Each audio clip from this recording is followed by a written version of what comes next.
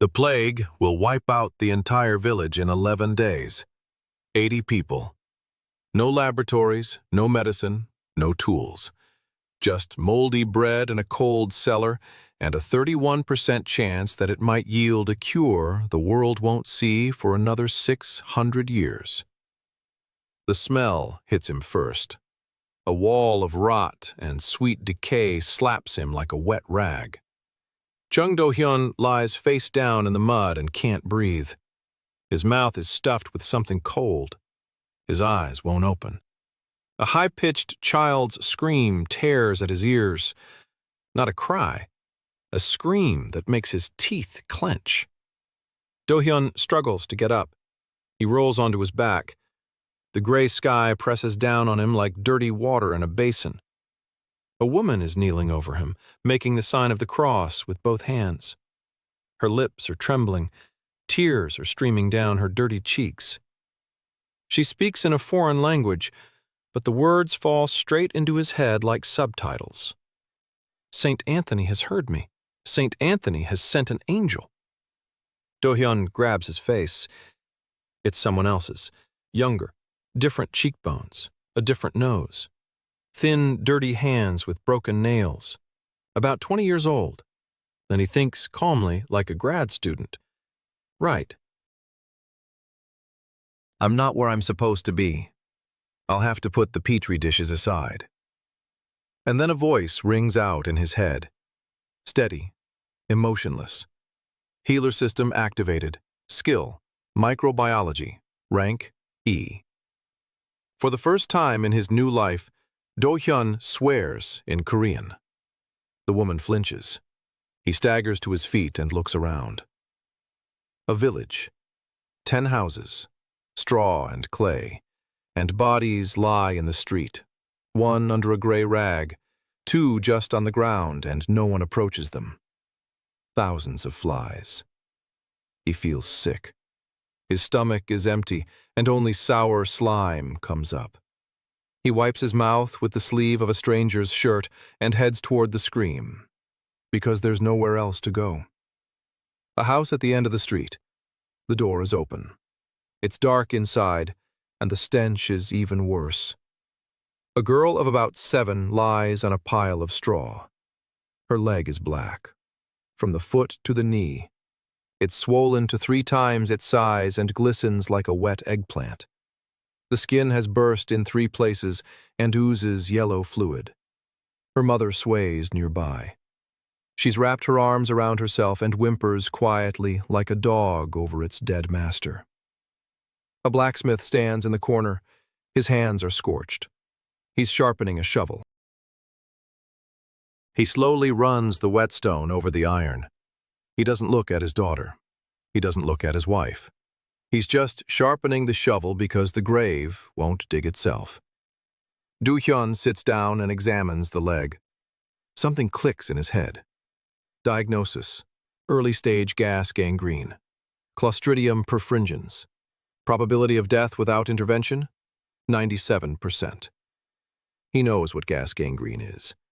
In his past life, it was treated with penicillin and surgery in a sterile operating room. Here, there is neither. The girl looks at him. Her eyes are cloudy from the heat. She whispers, "It hurts." Do-hyun stands up and turns to the blacksmith.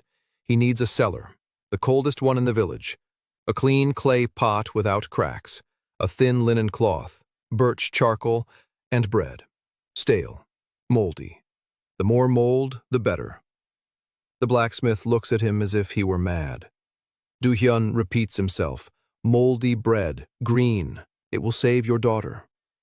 The blacksmith growls that they found him in the morning, lying in the mud on the outskirts, with no memory, no name, that he is a nobody, that even the priest has died and God has turned his back on this place. Do-hyun replies that he doesn't care who they think he is, that the girl will die by morning if nothing is done, that he has no reason to lie. The blacksmith is silent for 10 seconds. He puts down his shovel. He stands up. He goes out. Half an hour later, he returns with a pot, with a rag, with coal, and with half a loaf of bread under a blue-green coat of mold. Do-hyun takes the loaf and, for the first time that day, feels not nausea, hope. The system flashes. Penicillium colony detected. Strain suboptimal. Probability of sufficient antibiotic concentration, 31%. 31 isn't zero. He goes down to the cellar. Cold, dark, damp, good. He places the bread on an upside-down bowl and covers it with another, leaving a gap for air. Now to wait. 2 days, maybe 3, if the mold produces the right strain, if it filters the liquid, if the concentration is enough, if the girl can hold on for these 3 days. Too many ifs.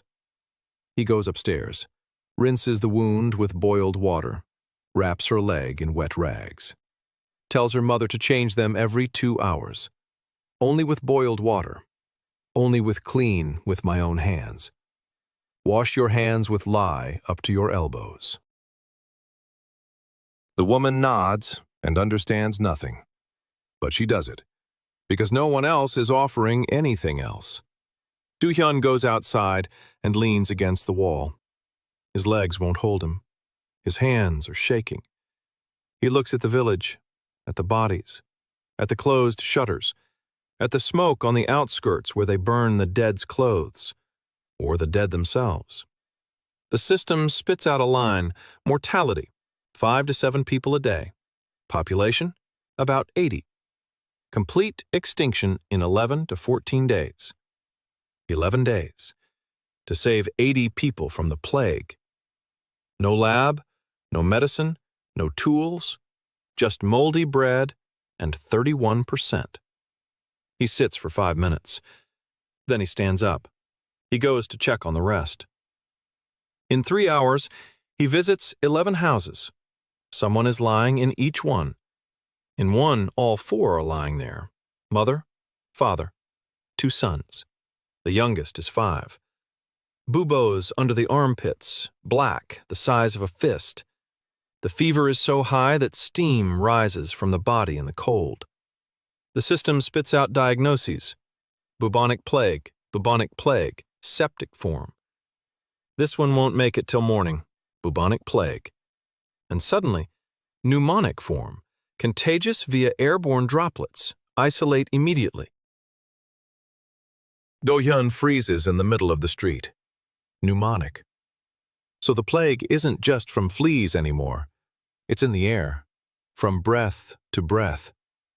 He is cold, not from the wind, from the realization. Bubonic kills 60%, pneumonic 95%. If it spreads through the village, there won't be any 11 days. There will be 5. He runs back, orders the sick woman's husband to carry his wife away from everyone, to the house in the distance. Close the door, close the windows, a wet rag over her face. The husband asks why. Your wife's illness travels through the air, like smoke. Whoever breathes it in will fall ill. The husband turns pale and steps back from his own home. Do-hyun goes in alone. He wraps a cloth around his face. He lifts the woman. She's light, bones and hot skin. He carries her to the empty house on the edge. He lays her on straw. He gives her water. Every breath she exhales comes with a whistle and a wheeze. He knows she's going to die. Penicillin is weak against the plague. He needs streptomycin, which won't be available for another 600 years. But isolation will save the others. That's all he can do right now. He goes out and closes the door. By evening, a map of the village is formed in his mind. Who is sick? Who is healthy? Who is doomed? 39 are healthy, 26 are sick, 15 dead under a canvas sheet on the outskirts. The system updates the forecast. With quarantine and basic sanitation, the probability of saving more than half is 22%. Do-hyun stands in the darkness. It smells of smoke and death. A dog howls somewhere. A child cries somewhere. He is alone, in a foreign body, in a foreign century. But he knows one thing. Penicillium chrysogenum grows at 22 to 25 degrees, and that's exactly the temperature in the blacksmith's cellar right now. And in 3 days, mold will grow on this bread, from which he will make a medicine the world won't see for another 600 years. If he's lucky. He walks back to the cellar to check on the bread, because there's nothing else he can do. Just wait, and not die in these 3 days. Do-hyun spent the night in the shed next to the blacksmith's cellar. He slept on straw, or tried to sleep. Every half hour he woke up from a scream or from the silence. The silence was worse. Silence meant that someone had stopped screaming. By morning, he had counted 2 such silences. 2 people had died during the night. He knew this even before he stepped outside. He knew it from the smell, which had grown thicker, from the flies, which had multiplied, and from the woman sitting on the threshold of the nearest house, staring into space. Do-hyun approached her. He asked who. She said her husband and her son, both during the night, one after the other. First the boy, then the father. Do-hyun stood there in silence. He didn't know what to say to this woman. In his past life, he had studied bacterial growth curves, not people. Bacteria. He knew how to read mortality graphs, but he didn't know how to look into the eyes of a mother who had lost her son. He turned away and went to the cellar. The bread was still there. Mold had grown, just a little. The green coating had thickened at the edges. Do-hyun bent down and looked closer. The system responded. The colony is growing. Optimal temperature is maintained. Estimated time until filtrate collection, 48 to 60 hours. 2 more days. In 2 days, another 10 to 14 people will die. If we're lucky. If not, more. Do-hyun went upstairs and got to work. The first thing he did was gather everyone who was healthy enough to walk. 32 people. 7 of yesterday's 39 didn't come out. Some had fallen ill overnight. Some simply refused to come out. Do-hyun stood in the middle of the clearing by the well and spoke. He didn't introduce himself. He didn't explain who he was. He didn't ask for their trust. He said 3 things. First, the disease is spread by fleas that live on rats. The rats must be killed. All of them. Every single one. In every house and in every shed. Second, the disease is spread through the air by sick people who are coughing. Sick people who are coughing must be separated from the rest immediately. Third, the water from the well is dirty. Drink only boiled water. That's all. Burn all the rags and clothes of the dead. Burn the straw on which the sick lay. Wash your hands with lye before eating and after touching a sick person. Silence. 32 people were staring at him, and not a single one moved. Then an old woman spoke up, gray-haired, veiny, with hands twisted from hard work. She said he was rambling, that the disease was God's punishment for sins, that the priest had said so before he died,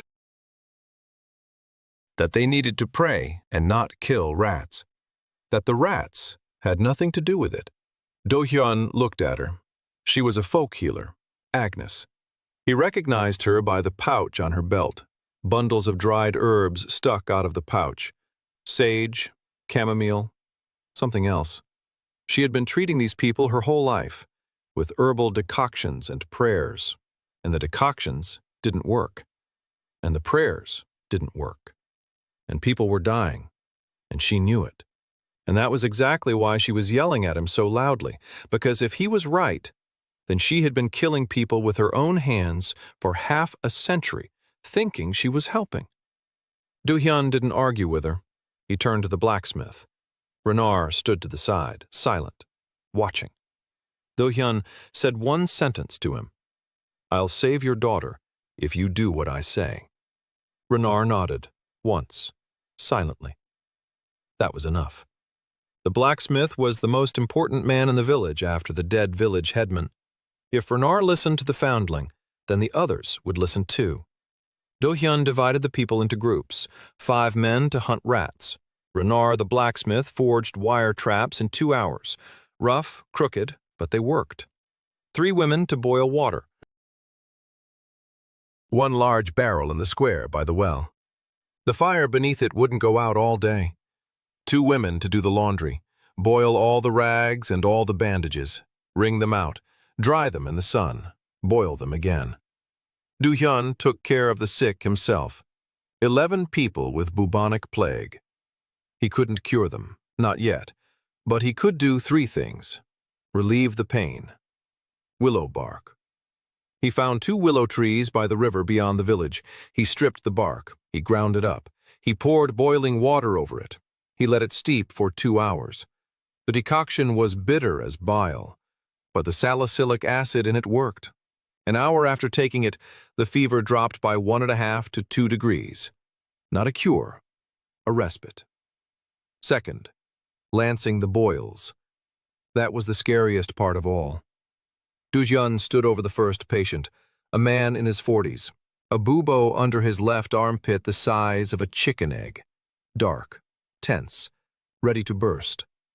Do-hyun boiled a blacksmith's knife, rubbed his hands with lye, wrapped a rag around his face, and cut it open. Pus gushed out, thick, yellow-green, mixed with blood. The smell was so strong that Do-hyun nearly fainted, but he held his ground. He rinsed the wound with boiled water. He covered it with clean rags. He moved on to the next one. By the end of the day, he had lanced 7 buboes.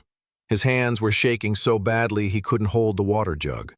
His shirt was soaked with sweat and someone else's pus. He walked out of the village to the river and sat down on the bank. The water was gray and cold.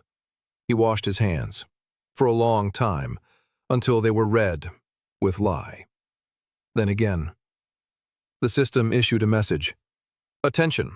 Direct contact with infected material without protective equipment. Risk of infection high. Recommendation: avoid contact with bodily fluids. Do-hyun laughed, quietly and bitterly. Avoid contact. He had no gloves, no mask. He had nothing but a rag over his face and lye, which had already started to crack the skin on his hands. He sat there for another 5 minutes. Then he stood up and walked back, because people were waiting. By evening on the second day, 2 things happened. One good, one bad. The good one: the rat catchers caught 14 rats that day. Renard had devised a clever trap out of a bucket and a stick. They lured the rat with a piece of fat. It fell into the bucket and couldn't get out. Simple, brutal, effective. Every rat was burned immediately. Do-hyun insisted on it. Don't throw them away. Don't drown them. Burn them. Because the fleas from a dead rat are looking for a new host. Bad news. The woman with the pneumonic form died. Do-hyun found her in the evening when he went in to check on her. She was lying on her side, mouth open, eyes open, skin gray-blue, dead. He stood over her and counted. She was the 3rd corpse that day, the 20th since he'd ended up here. And he still had no medicine, only moldy bread in the cellar. He went down to check. The mold was growing well. Greenish-golden colonies had spread across the entire top crust. The system had generated new data. The colony contains an active substance. Concentration is suboptimal. Recommendation: wait for the peak growth phase for maximum extraction. Wait. 24 to 36 hours. Another day, maybe a day and a half. Bai-hyun clenched his fists. Little Marinette's leg was getting worse in the blacksmith's house. Her mother changed the bandages every 2 hours, just as he'd ordered, but the infection was creeping upward. Slowly, but creeping. The black streak down her shin had grown 2 inches in a day. If the medicine isn't ready by tomorrow evening, Do-hyun didn't finish that thought. He didn't want to. Instead, he went to the river. He found 3 more willow trees. He stripped the bark. He returned and began brewing a second batch of the decoction. While he was working, Agnes approached him. The old herbalist stood to the side and watched silently. 10 minutes, then 20. Then she came closer. She asked what he was doing with the bark. Do-hyun explained. There's a substance in willow bark. It brings down a fever, it eases pain. It doesn't cure, but it helps the body fight. Agnes was silent. Then she said her grandmother used to give willow bark decoction too, a long time ago, when Agnes was a little girl. Then she stopped because the priest said it was a pagan remedy. Do-hyun looked at her. He said her grandmother was right, that the priest was wrong, that there was nothing pagan about willow bark, just a substance that helps. Agnes was silent for another minute. Then she sat down next to him. Then she took a knife and began peeling the bark, silently, without a word. It was the first moment Do-hyun felt he wasn't entirely alone. The night was hard. 2 more people died. The old man from the house at the end of the street, and a young woman, the mother of 2 children. The children were left alone. A neighbor took them in. Do-hyun heard them crying all night. He didn't sleep. He sat in the cellar next to the bread and watched the mold. It was growing, slowly, a millimeter an hour.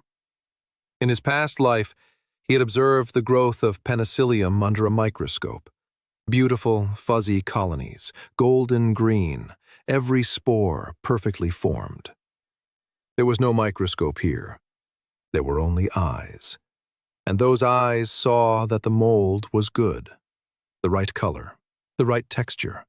If he did everything right, if the filtration went smoothly, if the charcoal worked, then maybe. On the 3rd day, Do-hyun collected the mold. His hands didn't tremble. He didn't let them tremble. He cut off the top layer of mold from the bread, put it in a pot, poured in clean boiled water, mashed it, stirred it, let it steep for 4 hours. Then he took a linen cloth, folded it into 4 layers, and began to filter. The liquid passed through the cloth, cloudy and greenish. It smelled of bread and something sour. Do-hyun prepared a charcoal filter, birch charcoal ground into powder. He poured it into another pot. He poured in the filtrate. He waited. The liquid passed through the charcoal and became lighter, just a little. He repeated the filtration, once more and again. 3 times through the charcoal. The system reacted. The extract contains an active substance. Concentration, low. Approximate efficacy, sufficient to suppress gram-positive bacteria upon direct contact. Insufficient for systemic use. This meant that drinking it was useless, but if applied directly to the wound, it might work. Do-hyun took the pot of filtrate. He boiled the knife. He washed his hands with lye. He wrapped his face and went to Marinette. The girl was in bad shape. Her fever had risen. Her eyes were rolling back. The black streak had crept up to the middle of her thigh. Her mother stood by the wall, whispering prayers. Renard, the blacksmith, sat on the floor next to his daughter, holding her hand. Do-hyun sat down beside them. He looked at her leg. He looked at Renard. He said it was going to hurt, that he would cut open the abscess, clean it out, and apply the medicine. That this was her last chance. Renard nodded. He didn't let go of his daughter's hand. Do-hyun cut it open. Marinette screamed, a high-pitched, terrifying scream. Renard squeezed her hand and began to speak, quietly and evenly, about the little horse he would make for her out of iron, about the apples that would ripen in the fall, about something ordinary and familiar. The girl screamed, but her cry grew quieter, because her father was there. Do-hyun worked quickly. He opened the abscess. He removed the pus. He rinsed it with boiled water and poured the filtrate directly into the wound. Then he applied a compress made of a cloth soaked in the same filtrate. He tied it in place. He stood up. He said one sentence to the mother. "If she's alive by morning, change the bandage every 3 hours. And don't say a word about this until tomorrow." The mother nodded. Do-hyun left. He sat down by the wall. He closed his eyes. 31%. That was all he had. Morning. Do-hyun opened his eyes and for a few seconds didn't realize where he was. A ceiling of crooked beams, the smell of dampness and smoke. A blacksmith's shed. He remembered. He jumped up. He ran to Renard's house. The door was open. Renard was sitting on the threshold. He hadn't slept all night.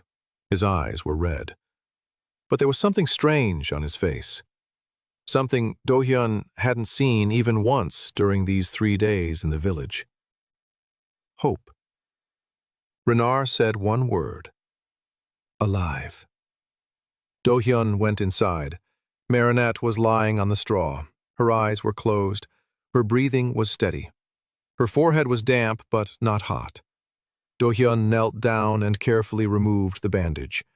Her leg. The black streak had stopped. It hadn't receded, but it had stopped. The edges of the wound had turned pink. The pus had lightened. Yellow, not green. Do-hyun knew what that meant. The infection wasn't defeated, but it had slowed. The penicillin was working. Weakly, at its limit, but it was working. The system confirmed it. The infection was localized. The progression of necrosis had stopped. Recommendation? Continue applications every 3 hours. The concentration of the active ingredient must be increased. Do-hyun returned to the cellar. He had one more piece of moldy bread left. He had set it aside to grow 2 days earlier. The colony on it was denser, more powerful, golden green with a white rim around the edges. Classic penicillium. He almost smiled. Almost. Because someone behind the wall had started coughing, a heavy, wet cough, and that meant another person had developed pneumonia. Do-hyun processed the second piece of bread using the same method. Filtration took 3 hours. This time the liquid came out clearer. The system showed that the concentration was 1.5 times higher. Not perfect, but better. He divided the filtrate, half for Marinette, half for the 2 patients with buboes who, in his estimation, had a chance of survival. He had to choose. Out of 11 patients, he chose 2. It was the hardest decision of the entire 3 days. The system displayed probabilities. Each patient had their own percentage. He chose the ones whose percentage was higher. A man in his 30s with a single bubo on his neck, and a boy of about 12 with 2 buboes under his armpits.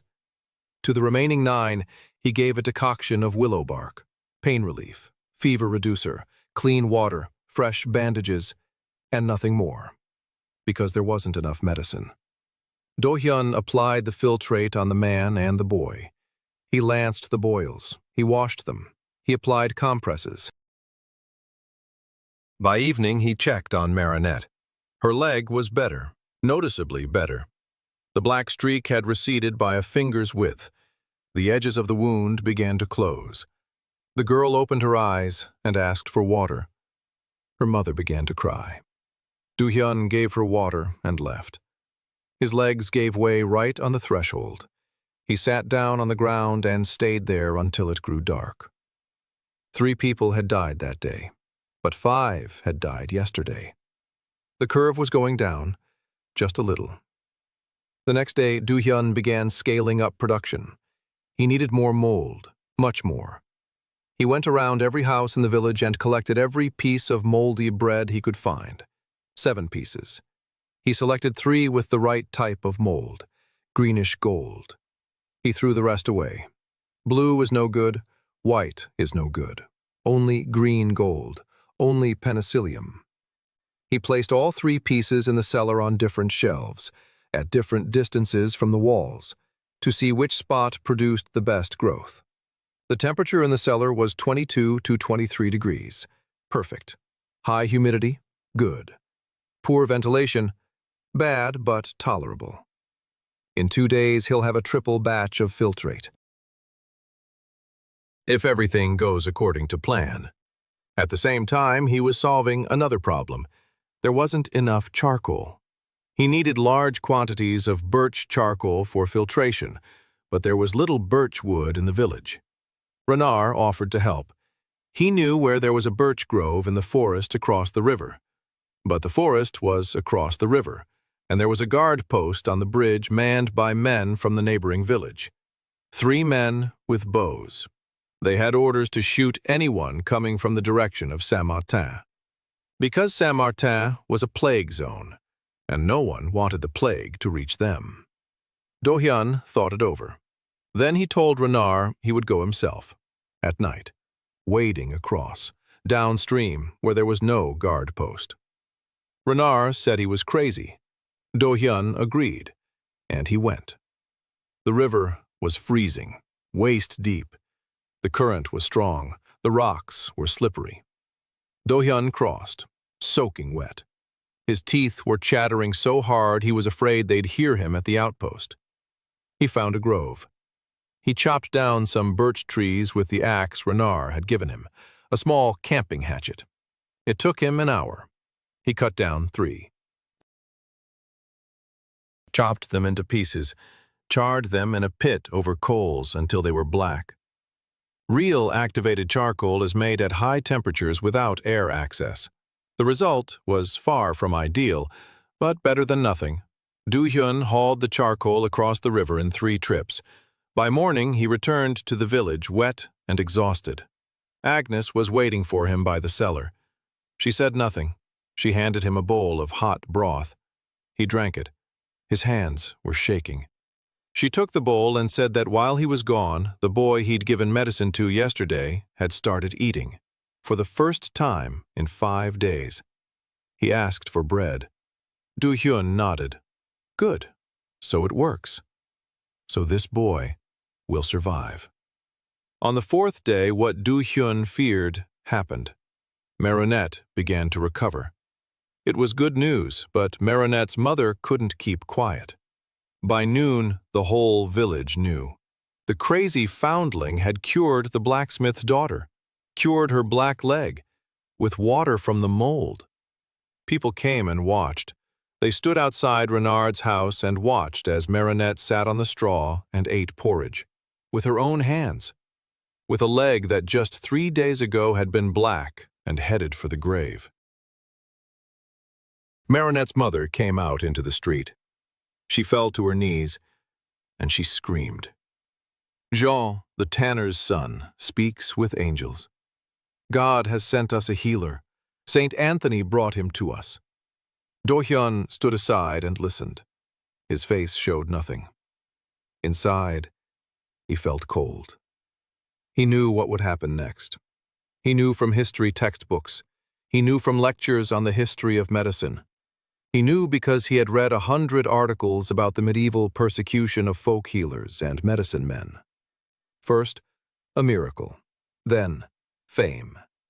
Then, fear. Then, accusations. Then, the stake. Always the same, throughout the ages, on every continent. The one who heals better than others becomes a threat. The system was silent. It did not warn of dangers of this kind. It counted bacteria, not people. By evening, 5 people had come to him, 2 men and 3 women. They knelt before him. They begged him to save them, to give them medicine, to give them water from the mold. Do-hyun looked at them. 2 had buboes, 1 had a cough. 2 had no symptoms yet, but they had been in contact with the sick. He gave medicine to the 2 with buboes. There was just enough filtrate for 2. He gave the others a bark decoction. He isolated the woman with the cough.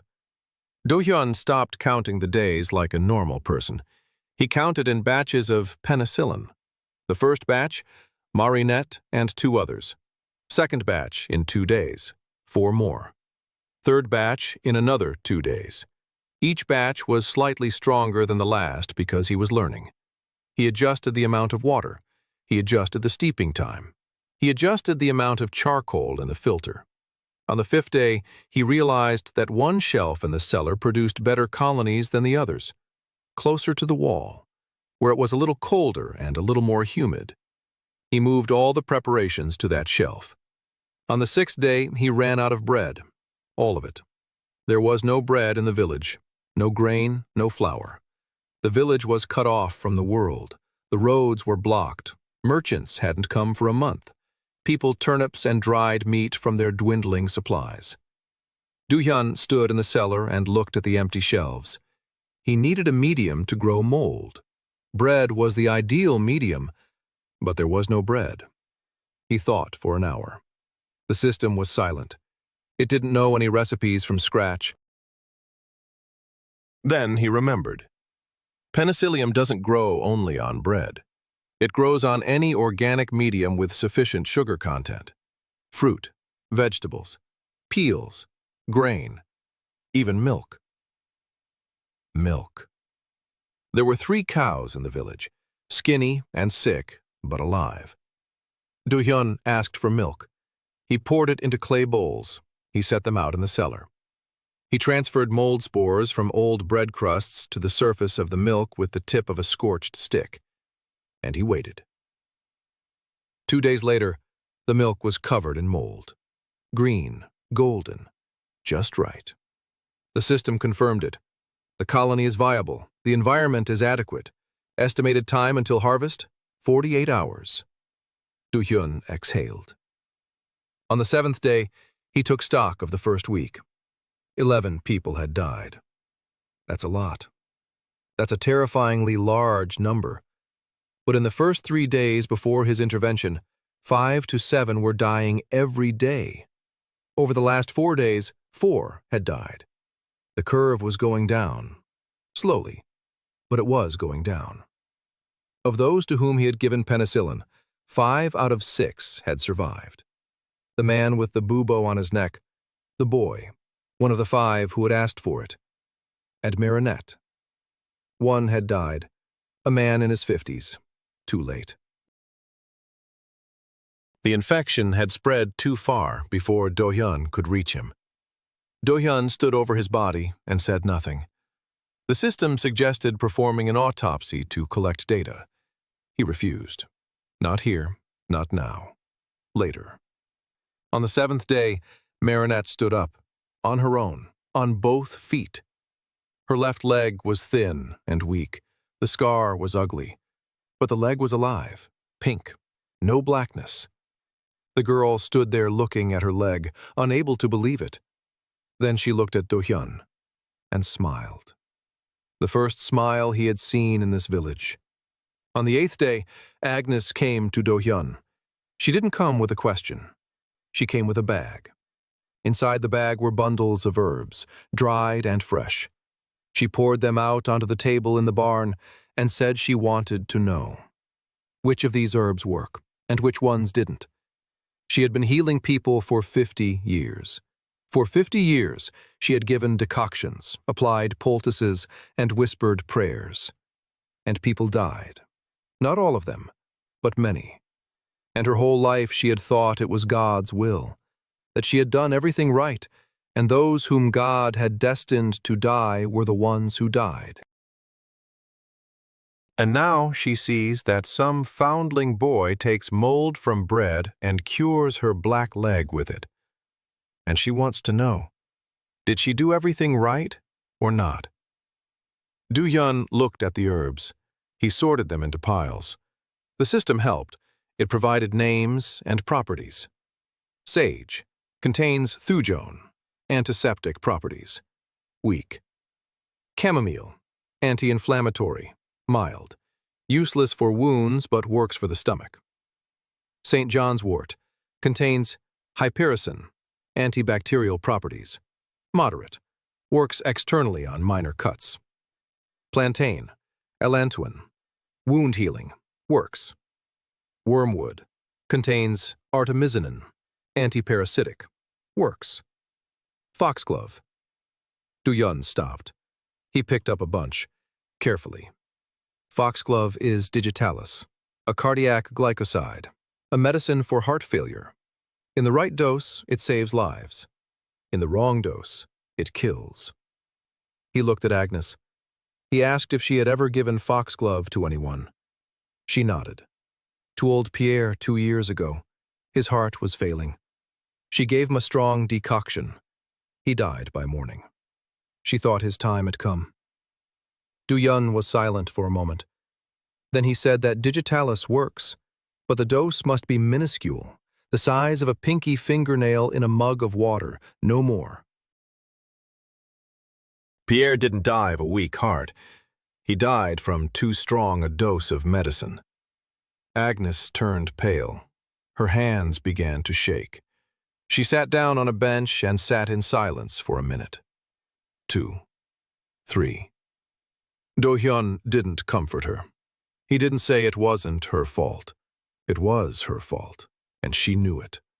And he knew that a lie would be worse than the truth right now. Then he said something else. He said that out of the 20 herbs she had brought, 12 worked. 12 out of 20 is more than half.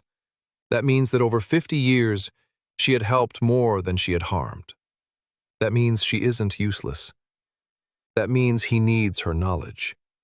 Because she knows where these herbs grow, when to gather them, how to dry them, how to store them. And he knows which ones work and why. Together, they can do more than either of them alone. Agnes raised her head. She looked at him. For a long time. Then she nodded. From that day on, she came every morning. She brought herbs, she listened, she memorized.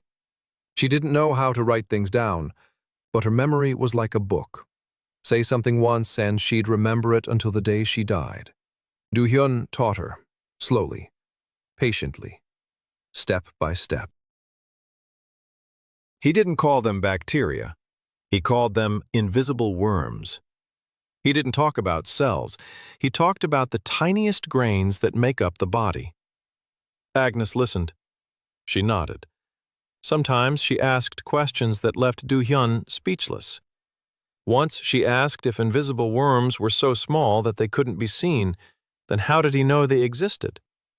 Du-Hyun opened his mouth, closed it, thought. In his world there was a microscope, Leeuwenhoek, the year 1674, another 300 years from now. He couldn't tell her about the microscope. He said something else. He said he knew by the traces, just as a hunter knows a deer has passed through the forest by the tracks on the ground. The deer is gone and isn't, but the tracks remained. Illness leaves tracks. Some worms leave festering sores. Others leave a cough. Still others leave a fever. From the tracks, you can tell what kind of beast is before you and how to kill it. Agnes was silent for a long time. Then she said that this was the wisest thing she had heard in her 52 years of life. On the 10th day, Du-Hyun began teaching 2 more young widows, Catherine and Isabeau, both in their early 20s. Both had lost their husbands to the plague. Both were left without a home and without money. Both wanted to work. Do-Hyun gave them work, the simplest kind. Boiling rags, changing bandages, washing hands with lye, making sure the sick drank boiled water. Not touching the buboes with bare hands, always through a rag. He repeated this 100 times a day. Hands, lye, rag, boiling water.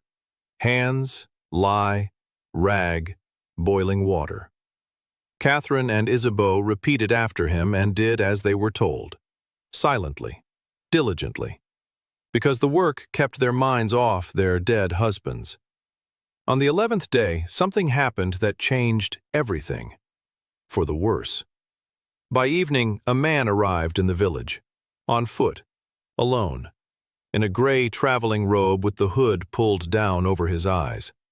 He entered via the southern path, which no one guarded because it led through a swamp, and the swamp was considered impassable. The man crossed the swamp and arrived. He stopped by the well. He took off his hood. A gaunt face, dark eyes, a short-cropped beard, a wooden cross around his neck, a rosary at his belt. Do-hyun saw him from the barn window and froze. He knew who it was. Not personally, by his appearance. The gray habit of the Dominican order. A preacher's cross. A rosary with 15 decades. It's an inquisitor, or a missionary, or both. The young priest, Father Thomas, went out to meet the guest first. They spoke for about 10 minutes. Do-hyun couldn't hear the words, but saw the gestures. Thomas was nervous. He rubbed his hands. He looked around. The guest stood calmly. He listened. He nodded. Then he turned and looked straight at the barn where Do-hyun was standing, as if he knew he was being watched. Do-hyun stepped back from the window. His heart was beating fast. The system was silent. It couldn't assess human threats. An hour later, Father Thomas came to see him. He said that a brother from the Order of Preachers had arrived, that his name was Guillaume de Saint-Gilles, that he was traveling through the afflicted villages, that he had heard of a miraculous healing, and that he wanted to speak with Master Jean. Thomas hesitated. Thomas didn't want this conversation. For 3 weeks now, Thomas had been putting off writing a letter to the diocese in which he was supposed to report on the strange healer in the village. Every day he sat down at the table. He picked up a pen and put it down again. Because he saw that people were no longer dying, because he saw that Jean wasn't practicing witchcraft. He boils water, he lances boils, he washes his hands. This isn't witchcraft.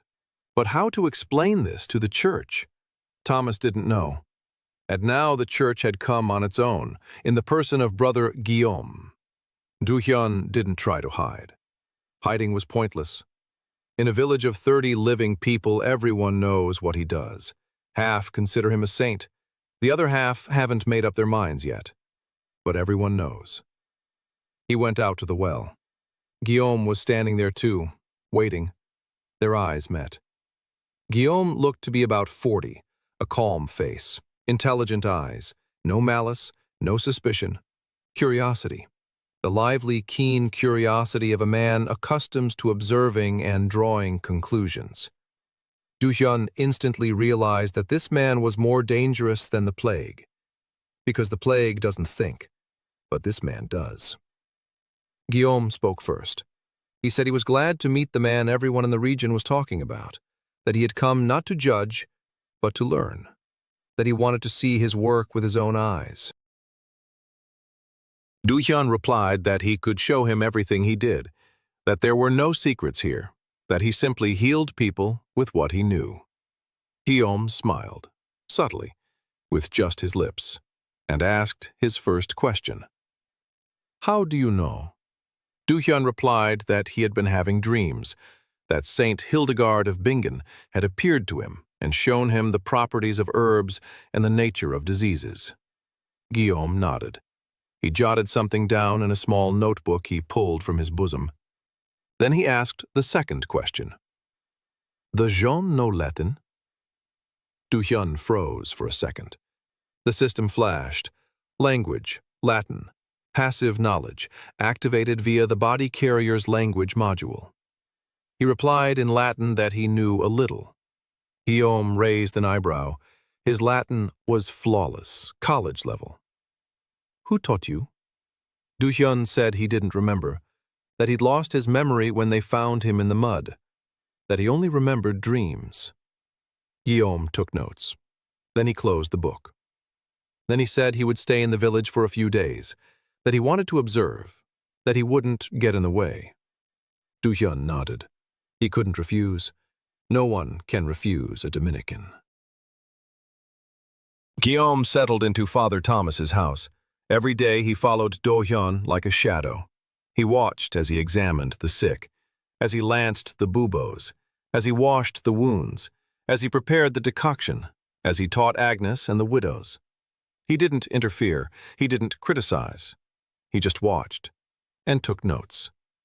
On the third day of observation, Guillaume asked a question that made Do-hyun go cold. They were standing by the cellar. Guillaume looked at the bowls of milk covered in mold, and he asked, "How do you know that the water from the cellar is cleaner than the water from the well?" Do-hyun didn't find an answer right away. 10 possibilities flashed through his mind. None was convincing enough for a man with a university education. He said he had seen it in a dream, that Saint Hildegard had shown him 2 vessels. In one, the water was clear, in the other, invisible worms swarmed. Guillaume was silent. Then he said one sentence that hit Do-hyun like a slap in the face. Saint Hildegard wrote about invisible creatures in her book Physica, but she never called them worms. She called them humores mali, evil humors. So, who taught you the word worms? Do-hyun didn't answer, because there was no answer. Guillaume nodded. He made a note and left. That night, Do-hyun didn't sleep. He lay in the barn and stared at the ceiling. Guillaume was clever. Guillaume knew texts that Do-hyun hadn't read. Guillaume caught him in contradictions he hadn't even noticed. The dream story wouldn't hold up for long. Sooner or later, Guillaume would realize that Do-hyun knew too much for a village foundling and too little for a scholar monk. And then the real interrogation would begin. And then there would be a bonfire. The system flickered in the darkness. Recommendation: establish a trusting rapport with the observer. Provide a convincing explanation for the source of knowledge. Do-hyun mentally replied to the system that if he had a convincing explanation, he wouldn't be lying awake in a barn in the middle of the 14th century. By morning, he had made a decision. Not to run. Not to lie anymore. Not to invent new legends. Just to work. To save people. Every day. Right in front of Guillaume. Let him see. Let him write it down. Let him look for heresy. He won't find any. Because boiled water isn't heresy. A washed wound is not heresy. Clean hands are not heresy. If Guillaume wants to call hygiene witchcraft, let him try to explain it to Mother Marinette, who kisses Do-hyun's footprints on the dirty street.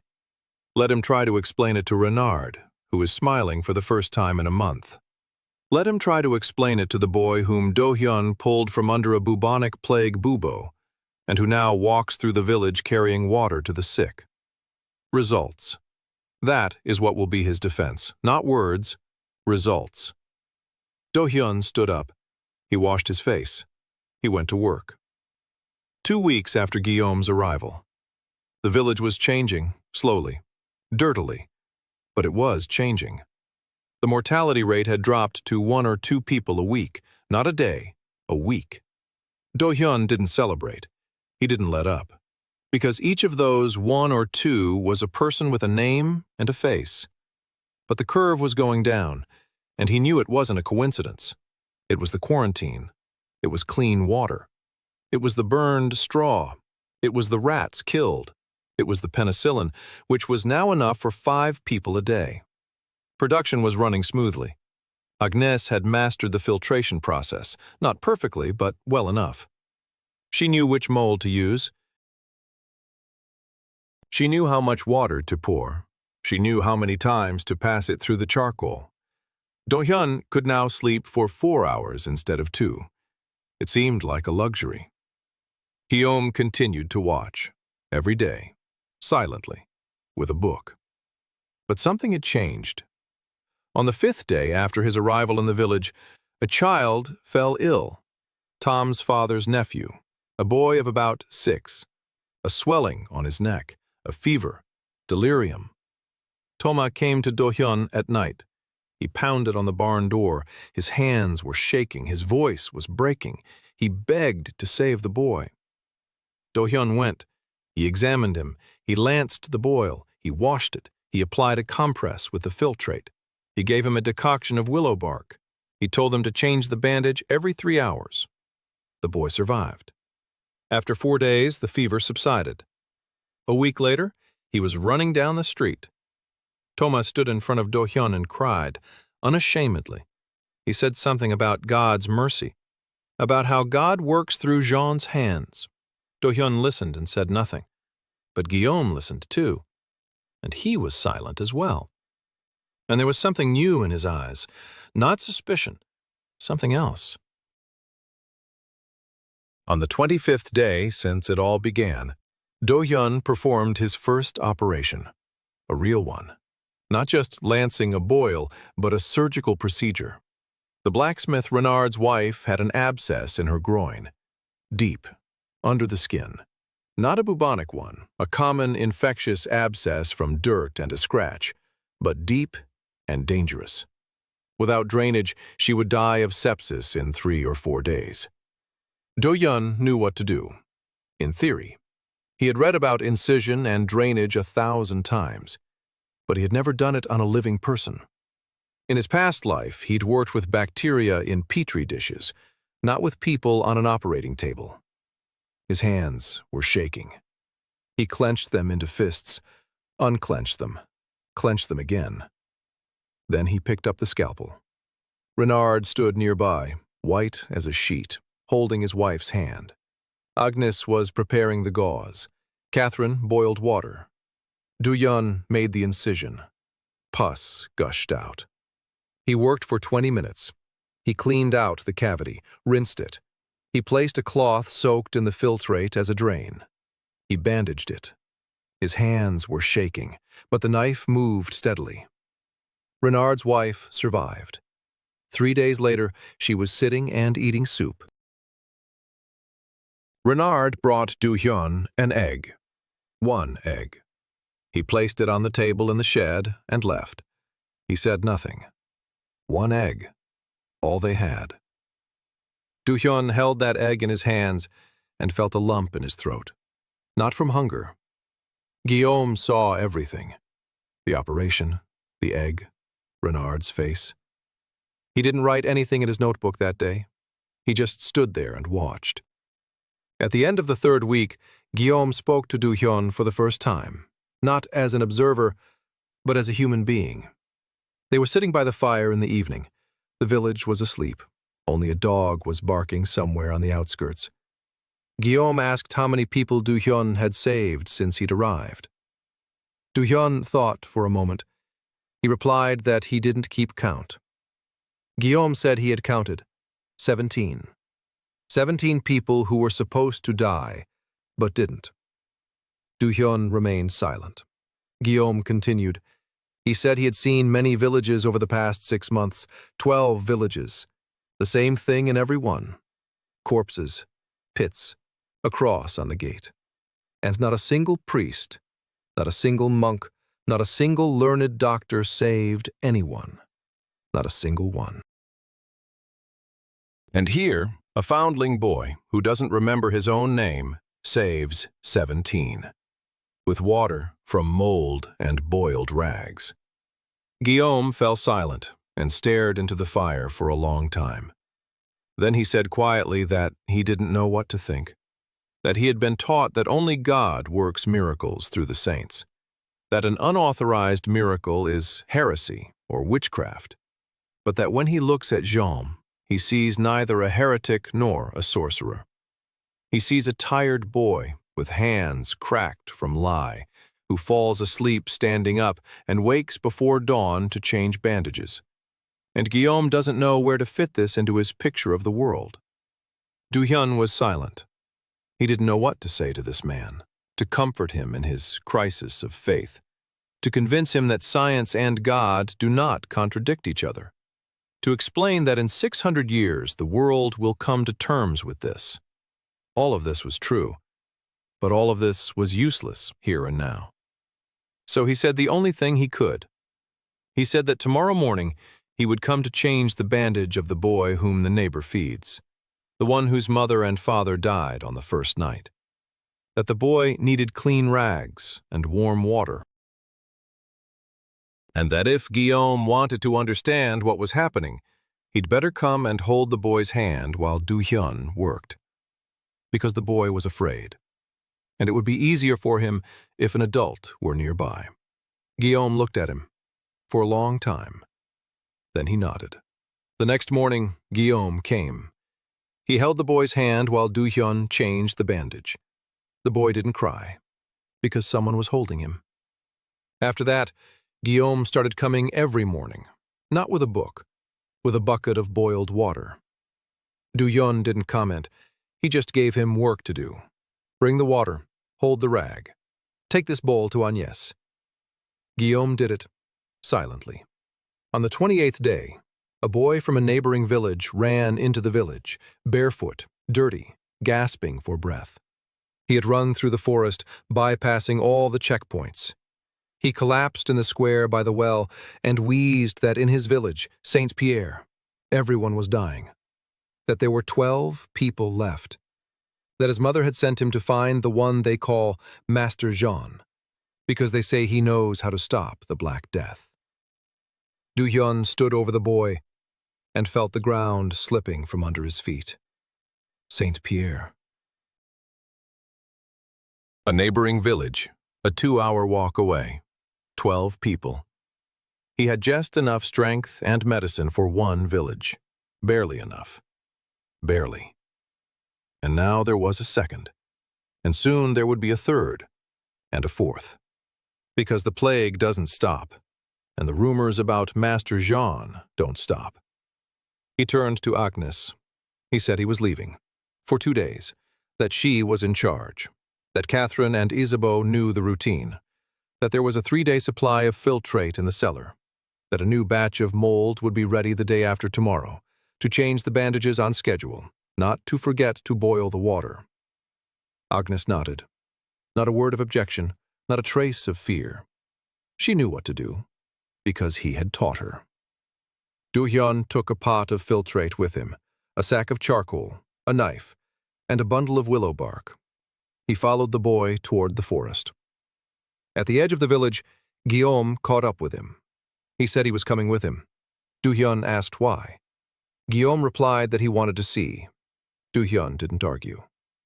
They walked through the forest for 2 hours. The boy ran ahead. Guillaume walked silently beside him. Once he stumbled over a root, and Du Hyun instinctively grabbed him by the elbow. Guillaume looked at him in surprise. He thanked him. He kept walking. They saw Saint-Pierre from the hill, a small village, 10 houses. Smoke was coming from 2 chimneys, nothing from the rest. No one on the street. A cross with a rag stood by the road, a sign of the plague. Do not enter.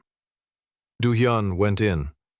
The smell hit him in the face, worse than in Saint-Martin. Because Saint-Martin had been living by his rules for 3 weeks already. Corpses were being burned. The straw was being changed. Water was being boiled. None of that was happening here. Corpses lay in the street. Flies, rats, filth. In the first house he found a family of 4. Dead, all 4 of them. Long ago. Several days. In the second house, the living. A woman and 2 children. The woman was delirious, buboes on her neck and groin. The children sat nearby and silently watched their mother.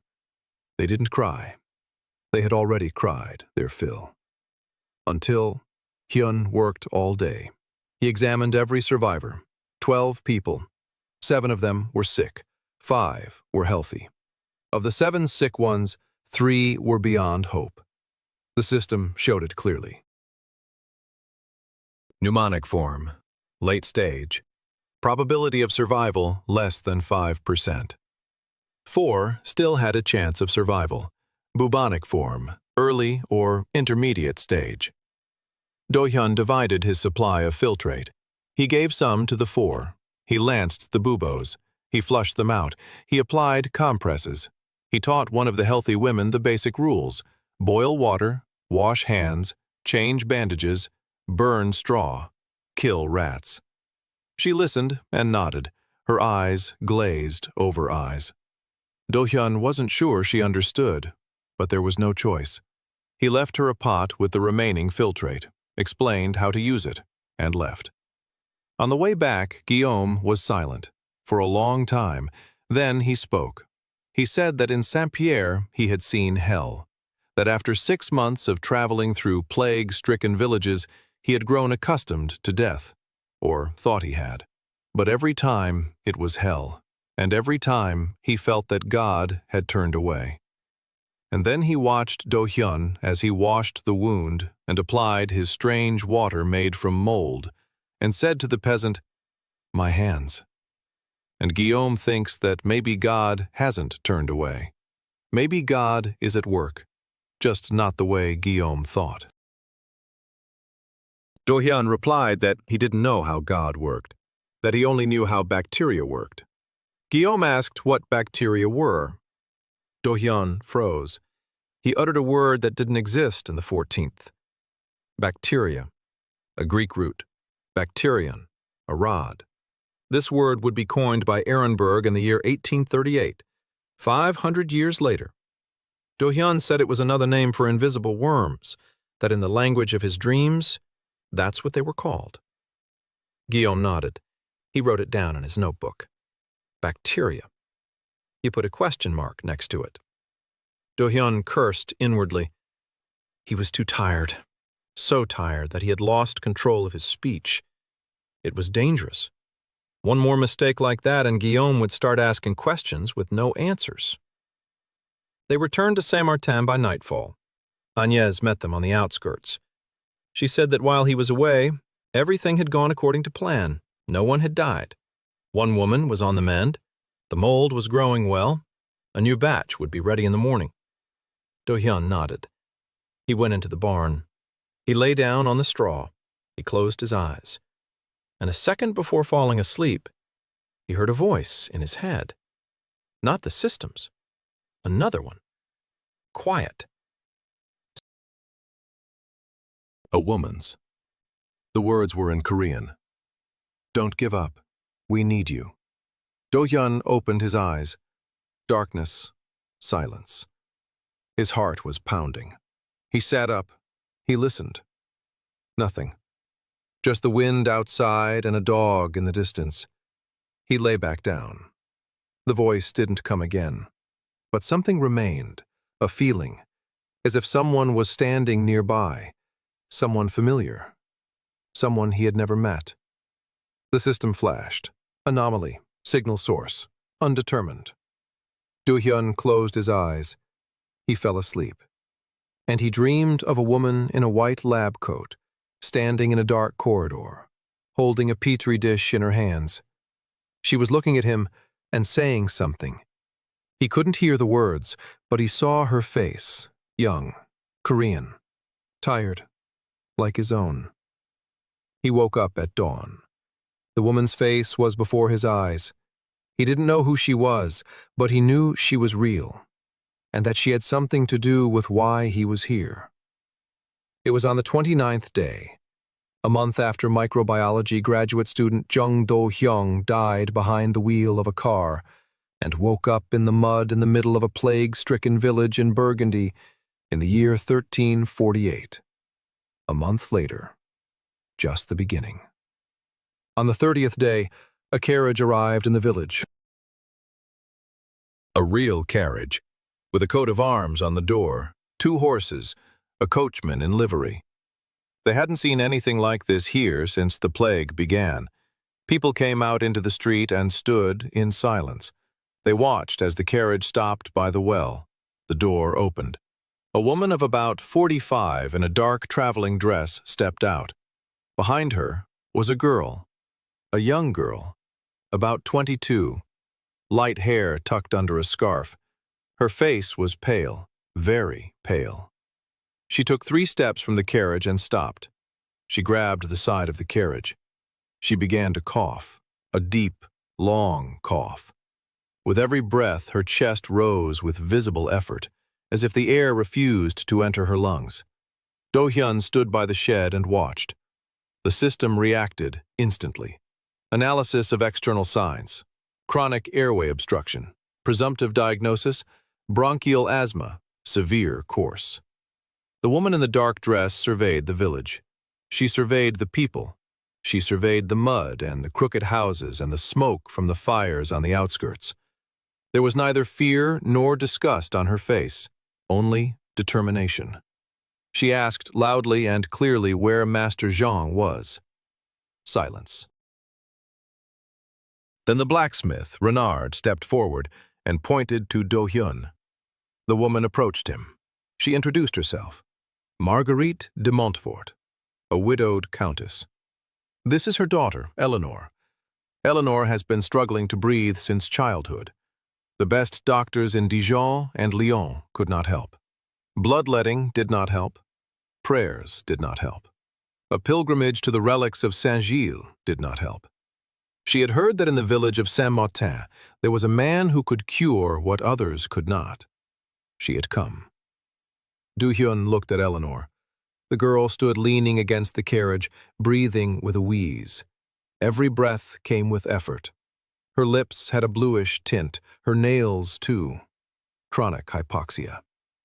He asked Eleanor to sit down. She sat on the bench by the well. He listened to her breathing, pressing his ear against her back, wheezing on exhalation, whistling, throughout the entire lung fields.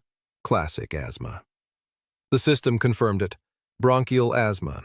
Moderately severe, persistent course. Recommendation? Bronchodilator. An affordable option. Ephedra. Ephedra distachia. Contains ephedrine. Bronchodilatory effect. Do-hyun knew about ephedra. Two-spiked ephedra. Grows in the mountains, in the Alps, in Provence. Maybe closer. He turned to Agnes, asked if she knew the plant the locals call sea grapes, or horsegrass. A low shrub, no leaves, just green twigs, grows on dry, rocky slopes. Agnes thought for a moment. She nodded. She knew it. It grows on the hills beyond the forest, a half-day's walk away. She used to gather it long ago, gave it to people for colds. But she stopped because one time had a severe heart palpitations after drinking the decoction, and she got scared. Do-hyun nodded. She was right to be scared. Ephedrine raises blood pressure and increases the heart rate. But in the right dose, it dilates the bronchi. Do-hyun sent Agnes to gather ephedra. She left in the morning and returned in the evening with a whole bunch of dry green stems. Do-hyun chopped up the stems. He poured boiling water over them. He let it steep for an hour. He strained it. The result was a cloudy yellow decoction. Dosage. He did the math in his head. The ephedrine content in the dried plant is about 1 to 2%. In a glass of decoction made from 10 grams of raw material, there would be about 100 to 200 milligrams. That's a lot. The therapeutic dose is 25 to 50 milligrams, so he needed a quarter of a glass. No, a fifth. It's better to start with less the first time. He gave Eleanor a sip of the decoction, a small one, just a thimbleful. He asked her to wait. The Countess stood nearby and watched without blinking. 20 minutes passed. Eleanor raised her head. Her eyes widened. She inhaled, deeply, with her full chest. No wheezing, no whistling. She just inhaled, like a normal person. She froze with her mouth open. Then she took another breath, and another, and an expression appeared on her face that Do-hyun couldn't describe. It wasn't happiness. It wasn't joy. It was amazement. For 22 years, she hadn't known it was possible to breathe like that, freely, without pain, without effort. She began to cry, silently. Tears streamed down her cheeks, and she just kept breathing, and couldn't stop. The Countess turned pale. Then she flushed. Then she grabbed Do-hyun's hand with both of hers and squeezed so hard her knuckles turned white. She didn't say a word. She just squeezed. Do-hyun gently freed his hand. He said this wasn't a cure, that the illness would remain. That she had to drink the decoction every day, in small portions, morning and evening. That without the decoction, her breathing would stop again. That she needed to avoid dust and smoke and cold air. That this was a lifelong treatment. The Countess said she didn't care. That her daughter was breathing for the first time in 22 years, and that she was indebted to Master Jean. Do-hyun replied that he didn't need a debt, that he needed ephedra, a lot of it, on a regular basis, that if the Countess could secure a supply of this plant from the mountainous regions, he would be grateful. The Countess laughed, short and sharp. She said he would get ephedra, and everything else he needed, that she would send people, supplies, cloth, grain, tools, everything. Do-hyun nodded. Then he turned to Eleanor and asked her a question no one had ever asked her in her entire life. He asked what she wanted to do once she could breathe again. Eleanor froze. She opened her mouth, closed it, thought. Then she said quietly that she didn't know, that no one had ever asked, that her whole life she had been a fragile doll that everyone had protected. That nothing was expected of her except a quiet death by the age of 30. Do-hyun replied that now she would have to figure it out, because she had 30 years ahead of her, and 40, and 50 if she obeyed and drank the decoction. Eleanor looked at him for a long time. She nodded. The next morning, the Countess left. Eleanor stayed. She told her mother she wanted to stay here, to see how Master Jean works, to understand. The Countess didn't argue. She left a coachman and a horse in case her daughter took a turn for the worse. And she left. Eleanor spent her first day simply observing. How Do-hyun makes his rounds among the patients, how Agnes prepared the decoction, how Catherine and Isabeau changed bandages, how Renard boiled water. She watched all of this and said nothing. On the second day, she asked how she could help. Do-hyun looked at her, the Countess's daughter, fair-haired, graceful, hands white and callus-free. Never in her life had she ever washed a floor, never wrung out a rag, never touched a festering wound. He told her she needed to learn to wash her hands with lye. She rolled up her sleeves and washed them, up to her elbows. Her skin turned red, and he could see she was in pain. But she didn't pull her hands away. She didn't complain. She just washed. By the third day, she was already carrying water to the sick.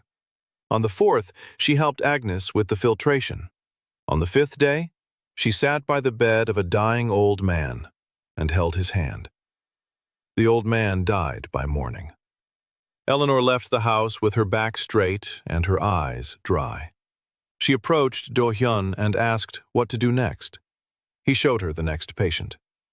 Guillaume watched all this with an expression Do-hyun couldn't read. On the 36th day, Guillaume asked Do-hyun a new question. They were sitting by the fire that evening. Guillaume asked why he treated everyone the same, peasants and countesses alike. Why didn't he take money from those who could pay? Why didn't he demand gold from the countess? Do-hyun replied that illness knows no social class, that the plague doesn't ask if you're rich or poor, and that he doesn't ask either. Guillaume was silent. Then he said that it sounded like heresy, that social classes were established by God, that treating a peasant and a countess the same way means denying the divine order. Do-hyun looked at him. He replied that bacteria don't care what class you're in. Guillaume grimaced. That word again, bacteria. Do-hyun fell silent. He had said too much again. But this time, Guillaume didn't write it down in his notebook. He just sat there, staring into the fire. And his face was that of a man who feels the familiar world cracking beneath his feet, but cannot stop the crack. The Countess kept her word. 10 days later, a convoy arrived in the village. 2 carts, grain, flour, salted meat, cloth, linen, 2 barrels of wine, tools, knives, pots, rope, and 10 sacks of birch charcoal. Do-hyun stood by the wagon and couldn't believe it. He had been living in survival mode for a month. He had mined every piece of charcoal at night across the river. He had washed every rag 3 times. He had used every pot for 5 different purposes. And now he had raw materials. Real raw materials. He could scale up production. He could make 3 times as much filtrate. He could boil enough fabric for proper bandages. He could feed people so they wouldn't die of exhaustion while he treated them for the plague. Agnès looked at the wagon and shook her head. She said that in 52 years of her life, not a single señor had sent anything to the village, and this boy had cured a single girl with sick lungs and received 2 carts of supplies. Do-hyun didn't answer. He was already making a plan in his head. New batches of mold, larger ones. On milk and bread at the same time. Double filtration, more charcoal, a cleaner solution, higher concentration. If all went well, in 2 weeks, he'd be able to treat 10 people a day, not 5. 10. The second month. The village of Saint-Martin no longer looked like a place where people died. It looked like a place where people worked. A fire burned constantly by the well beneath a large cauldron of water. Catherine and Isabeau were washing rags and bandages in the boiling water. Renard was forging new tools, hooks for lancing boils, forceps, clamps, rough and crooked but functional. Do-hyun drew him sketches on the ground with a stick, and Renard replicated them in metal. Agnès managed the cellar. 6 bowls of milk, 3 loaves of bread. Mold grew in even green and gold carpets. The whey was prepared every 2 days. Eleanor de Montfort turned out to be an unexpected gift, not as a medic. As an organizer, she knew how to count, she knew how to write, she knew how to keep records. A week later, she started a notebook in which she recorded every patient: name, age, symptoms, treatment, outcome. Do-hyun saw this notebook and froze. It was a medical record. The first medical record in Europe 300 years before they began keeping them. He told Eleanor that this was important, that she had to write everything down, every detail, every day. Eleanor nodded. She didn't ask why. She just did it. The death toll in Saint-Martin had stopped. 0 deaths in the last 9 days. Do-hyun was afraid to believe it. He checked every morning. He went around every house. He counted. He recounted. The system confirmed it. Active cases of the plague? 4. All bubonic, all undergoing treatment. The prognosis was favorable. Pneumonic cases? 0. But the world outside Saint-Martin hadn't stood still. Rumors about Master Jean were spreading like the plague, only faster. Every week, people came to the village, 1 at a time, 2 at a time, 5 at a time. From neighboring villages, from distant villages, from places Do-hyun had never heard of. They all asked for the same thing. Save us, help us, give us medicine. Do-hyun received everyone. He examined them. He made a diagnosis. He gave the filtrate to those he could save. He gave willow bark decoction to those he couldn't. He told the truth, always. This will help, but this won't, because it's too late. Some respected this honesty. Others hated it. Once, a man from a distant village carried a dead child in his arms. He laid it before Do-hyun. The boy was about 4 years old, cold, blue, dead for at least a day. The man knelt and begged for him to be brought back to life. He said that Master Jean could do anything, that if he could cure the plague, he could surely raise the dead. Do-hyun crouched down. He looked at the child, then at the father. He said quietly that he couldn't, that no one could, that the boy was dead, and that couldn't be changed. The man growled. He jumped up. He swung his arm. Renard grabbed his hand. He led him away. Do-hyun remained standing over the dead child, whom they hadn't even had time to cover. He stood there until Agnès came and took him by the hand. She said he couldn't save everyone. He replied that he knew, but knowing didn't help. On the 43rd day, another problem arose. Not the plague. People. From Dijon. 2 of them. One in a black robe trimmed with fur, the other in a leather vest with a sword at his belt. The man in the robe introduced himself as Gérard de Beaumont, a licentiate of medicine from the University of Montpellier, a representative of the Dijon Medical Guild. He said that the guild had received reports of illegal medical practice in the village of Saint-M, that a certain man without a university degree or a guild license was treating the sick, charging fees, prescribing treatments, performing surgical procedures. All of this violated the laws of the duchy and the guild's statutes. Du-hyun stood before him and listened. The system was silent. Gérard de Beaumont was short, plump, with soft hands that had never lanced an abscess. Du-hyun looked at his hands and thought that this man had received his degree for memorizing Galen and Avicenna, that he knew how to perform bloodletting and prescribe triac, that in all his practice he had not saved a single plague victim, because bloodletting does not cure the plague, and triac does not cure the plague. And Galen did not know about the plague because he died in the year 216. Do-hyun replied that he didn't charge a fee, that he treated patients for free, that he didn't have a diploma and didn't claim the title of doctor, that he was simply helping his neighbors. Gérard smirked. He said that practicing medicine without a license was punishable by a fine and banishment, that if Jean didn't stop practicing, the guild would file a complaint with the Dijon court. Do-hyun remained silent. He knew Gérard was right, formally speaking. According to the laws of the 14th century, anyone who practiced medicine without a license from the university guild was a criminal. It didn't matter whether he saved lives or not. What mattered was the paperwork. Do-hyun began to speak, but he was interrupted. Éléonore de Montfort came out of the house where she had been keeping records. She approached Gérard. She introduced herself by her full name, with her title, daughter of the Countess de Montfort. Gérard turned pale.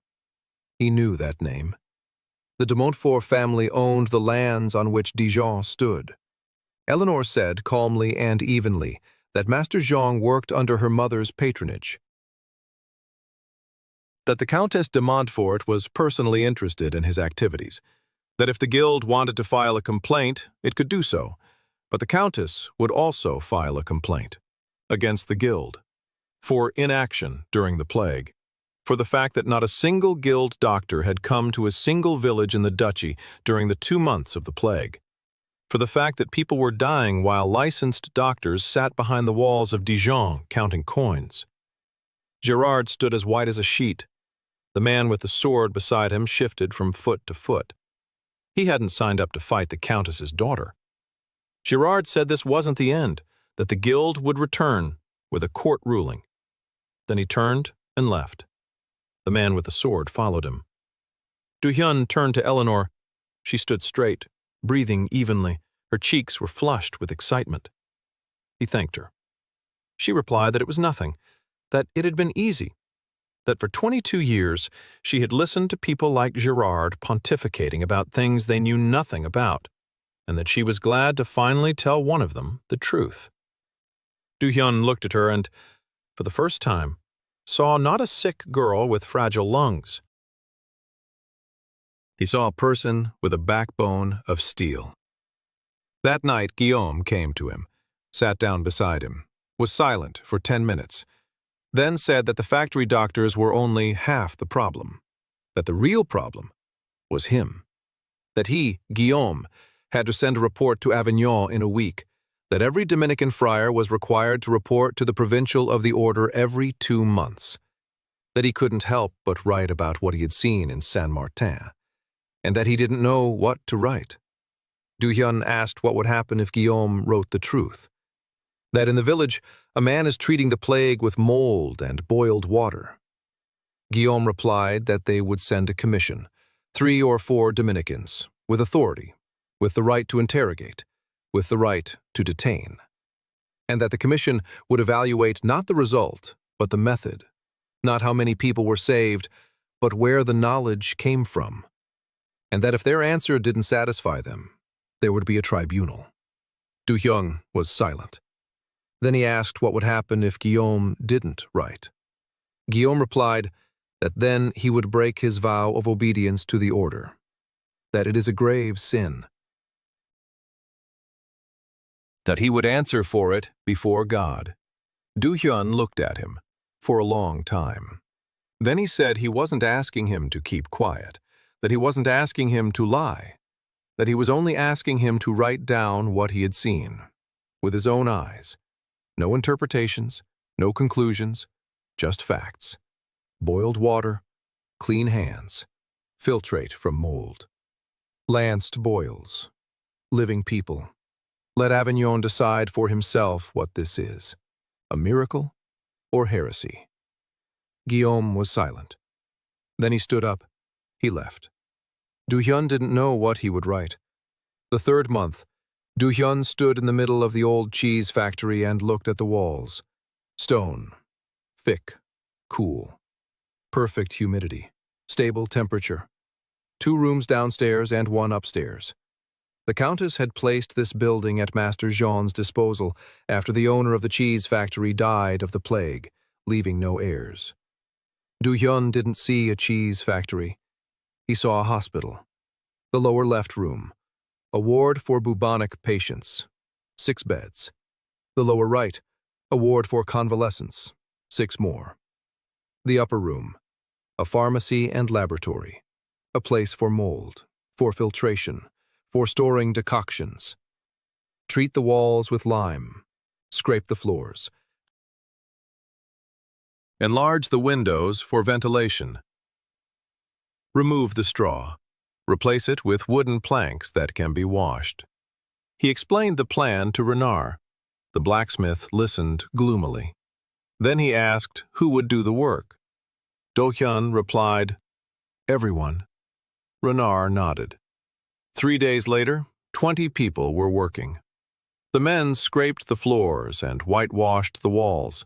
The women sewed mattresses from fabric sent by Gras and stuffed them with dry grass. Eleanor made a list of everything needed and sent a messenger to her mother with the list. Agnès moved all her herb supplies to the upper room and arranged them on the shelves.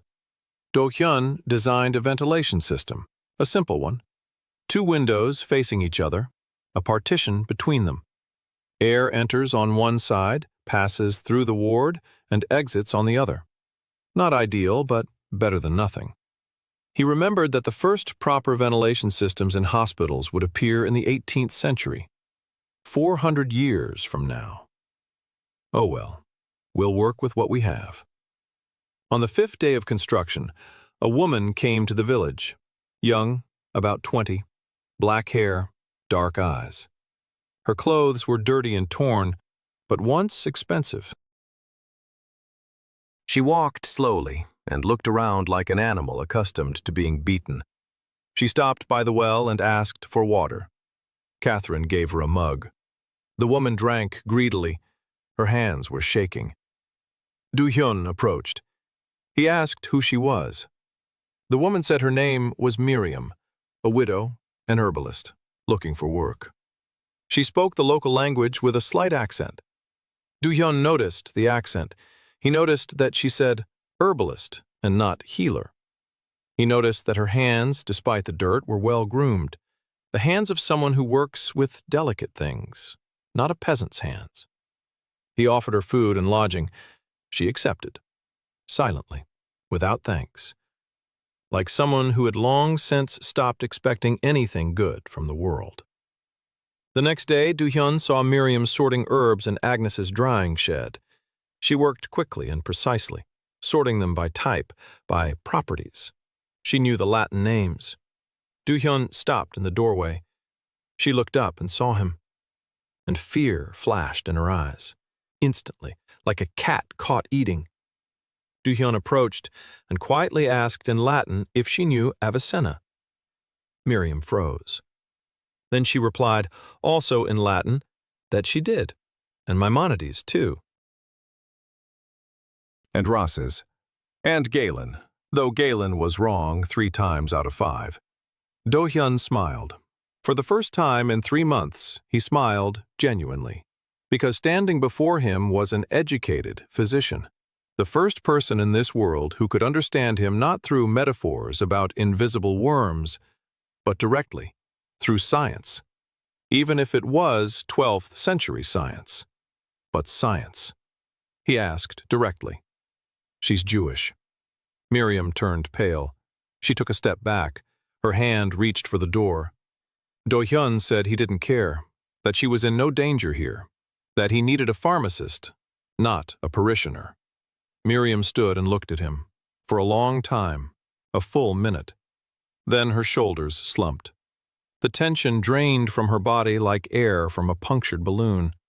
She said her real name was Miriam Bat Solomon, that her father had been a doctor in the Jewish quarter of Dijon, that during the pogroms 6 months ago, the mob had killed her entire family, her father, her mother, 2 brothers, her younger sister. Miriam survived because she was out of town that day, gathering herbs. She returned to the ashes. She'd been wandering ever since, changing names, hiding. Do-hyun listened. He didn't interrupt. When she finished, he said only one thing, that he needed her help, that he would show her things that would change everything she knew about medicine, and that if she agreed to work, he would put her name on every jar of medicine that left his pharmacy. Her real name, Miriam Bat Solomon. Miriam looked at him. Her eyes were shining. She asked if he understood what that meant. A Jewish name on medicines in a Christian village. It was a death sentence for both of them. Do-hyun replied that he was already condemned, that the inquisitor lived in the house next door, that the guild doctors had promised a trial, that he was practicing without a license, that one more sentence or one less made no difference. Miriam didn't laugh, but the corner of her mouth twitched. It was close to a smile, closer than anything in the last 6 months. She said she agreed. From that day on, Miriam became the chief pharmacist, and everything changed. Because Miriam knew something Do-hyun didn't. She knew the local flora. She knew the Arabic pharmacopoeia, which was 300 years ahead of the European one. She knew how to prepare compound medicines, how to stabilize decoctions, how to store extracts. Do-hyun knew microbiology. Miriam knew pharmacy. Together, in 2 weeks, they created a pharmacy that had no equal in Europe. First shelf, antiseptics, penicillin filtrate, garlic tincture and wine, St. John's wort decoction. Second shelf, painkillers and fever reducers, willow bark decoction, poppy tincture. Miriam showed him how to properly prepare the poppy decoction, not too strong, not too weak, a dose for pain, not a dose for life. Third shelf, special remedies, ephedra decoction for Eleanor, digitalis tincture for heart patients, wormwood for parasites. Do-hyun looked at these shelves and thought that in the 21st century, this would be called the most primitive pharmacy in the world. But in the 14th century, it was a miracle. Miriam worked 18 hours a day. She didn't eat until she finished her batch. She didn't sleep until she had checked every pot. Do-hyun saw this and recognized it. She worked just like he did, like a woman possessed. Not because she loved her work, but because work kept her from thinking about her dead family, about the ruins, about the fact that she was left alone. One night he found her in the pharmacy. She was sitting on the floor among the pots, crying quietly. Not sobbing, quietly. The way people cry when they're used to no one hearing them. Do-hyun sat down next to her, silently. He didn't say a word. He just sat there. 10 minutes later, she stopped crying. She wiped her face. She looked at him. She said she hated herself for being alive, that she should have been home that day, that she should have died with them. Do-hyun replied that he understood, that he too had died, in a different place, at a different time, and he too hadn't finished what he was supposed to finish.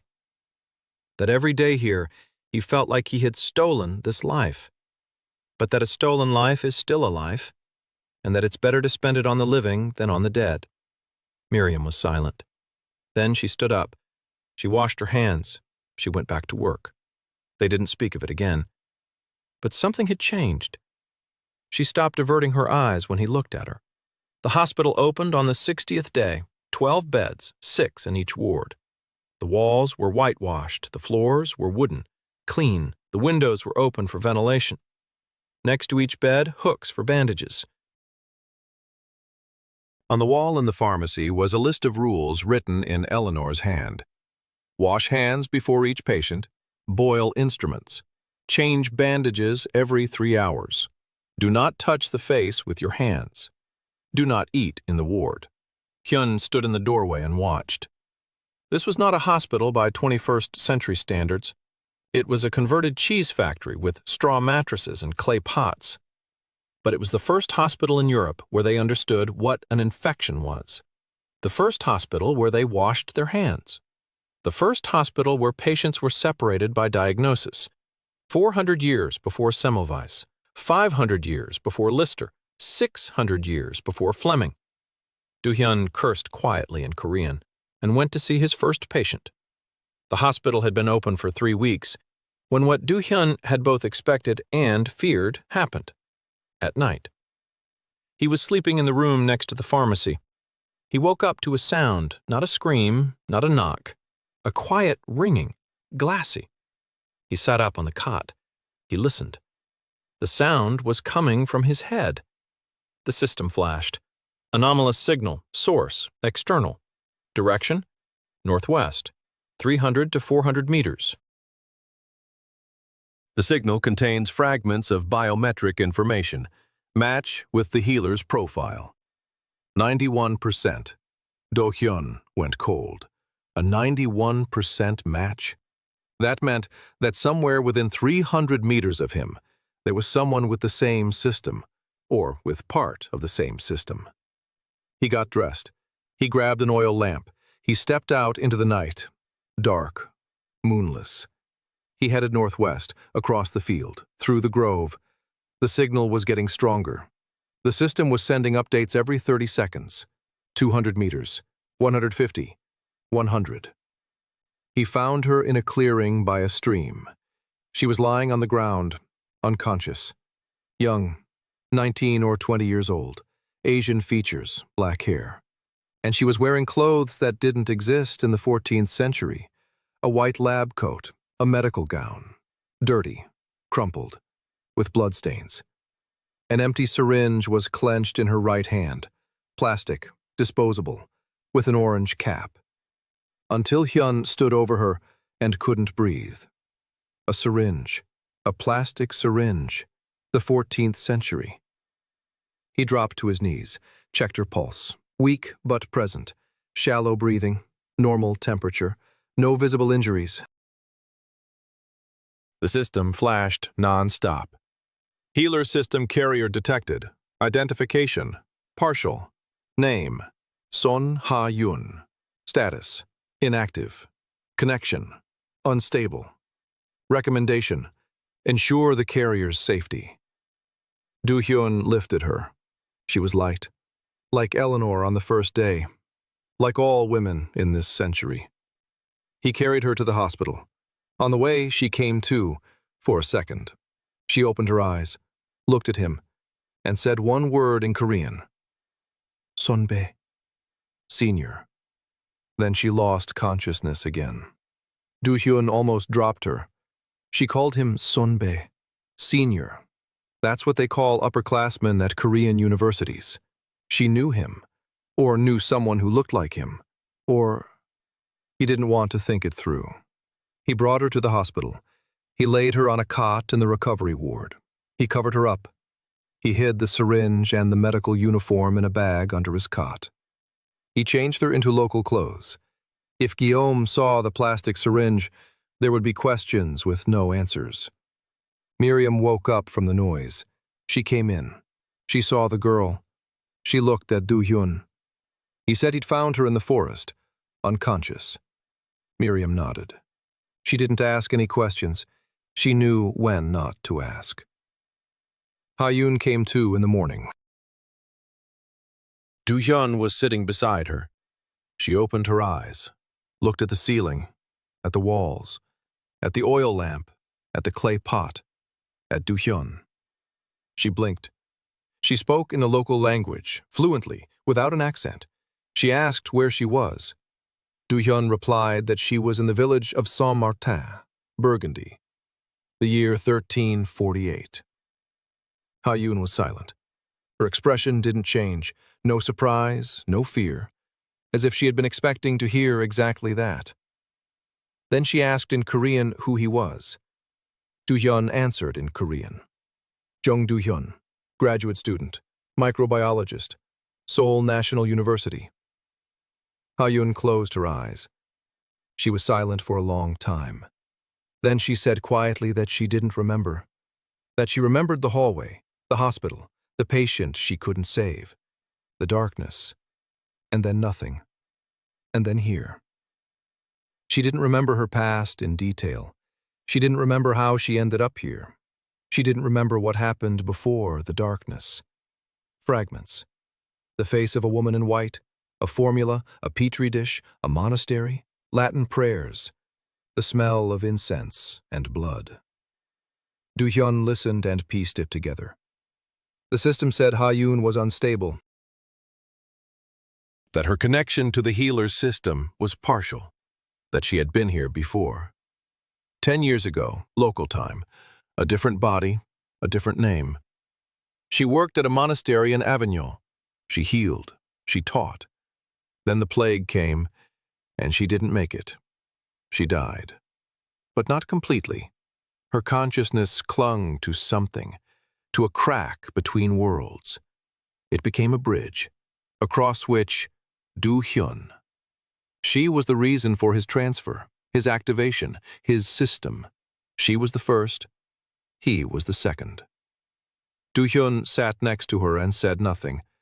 There were too many thoughts in his head, too many questions. But one stood out above all the rest.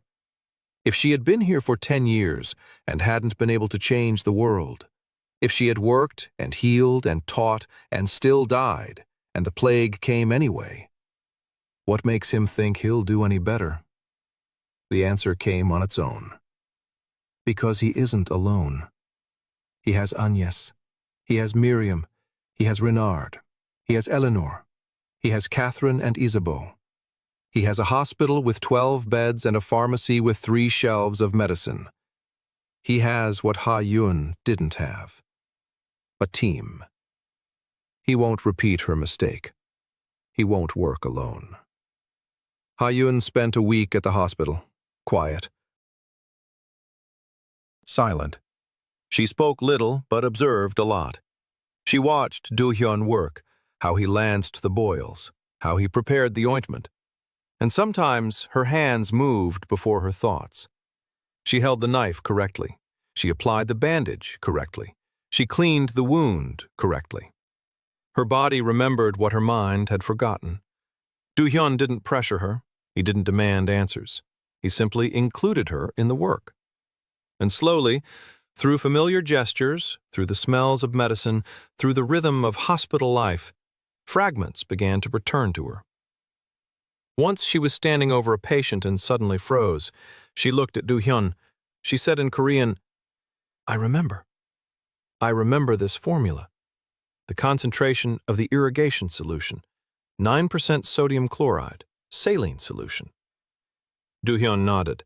Saline, salt and water, 9%, the most basic thing in medicine. And she remembered. He raised his head. He looked at Ha-yoon. She stood there with teary eyes and smiled. For the first time. They began preparing the saline solution that very day, the end of the 3rd month. The hospital was operating at full capacity. 12 beds occupied, a line to get in.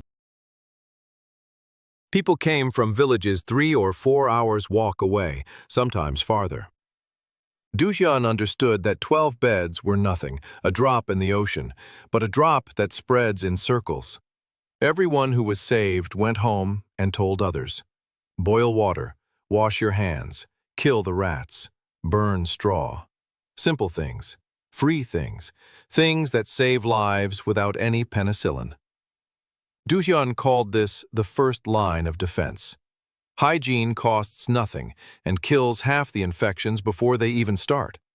Penicillin is the second line, for those who are already sick. By this time, Agnes had become a self-sufficient medic, not a doctor, a medic. She could examine a patient, make a diagnosis from the 5 main ones: bubonic plague, wound infection, intestinal disorder, common cold, exhaustion.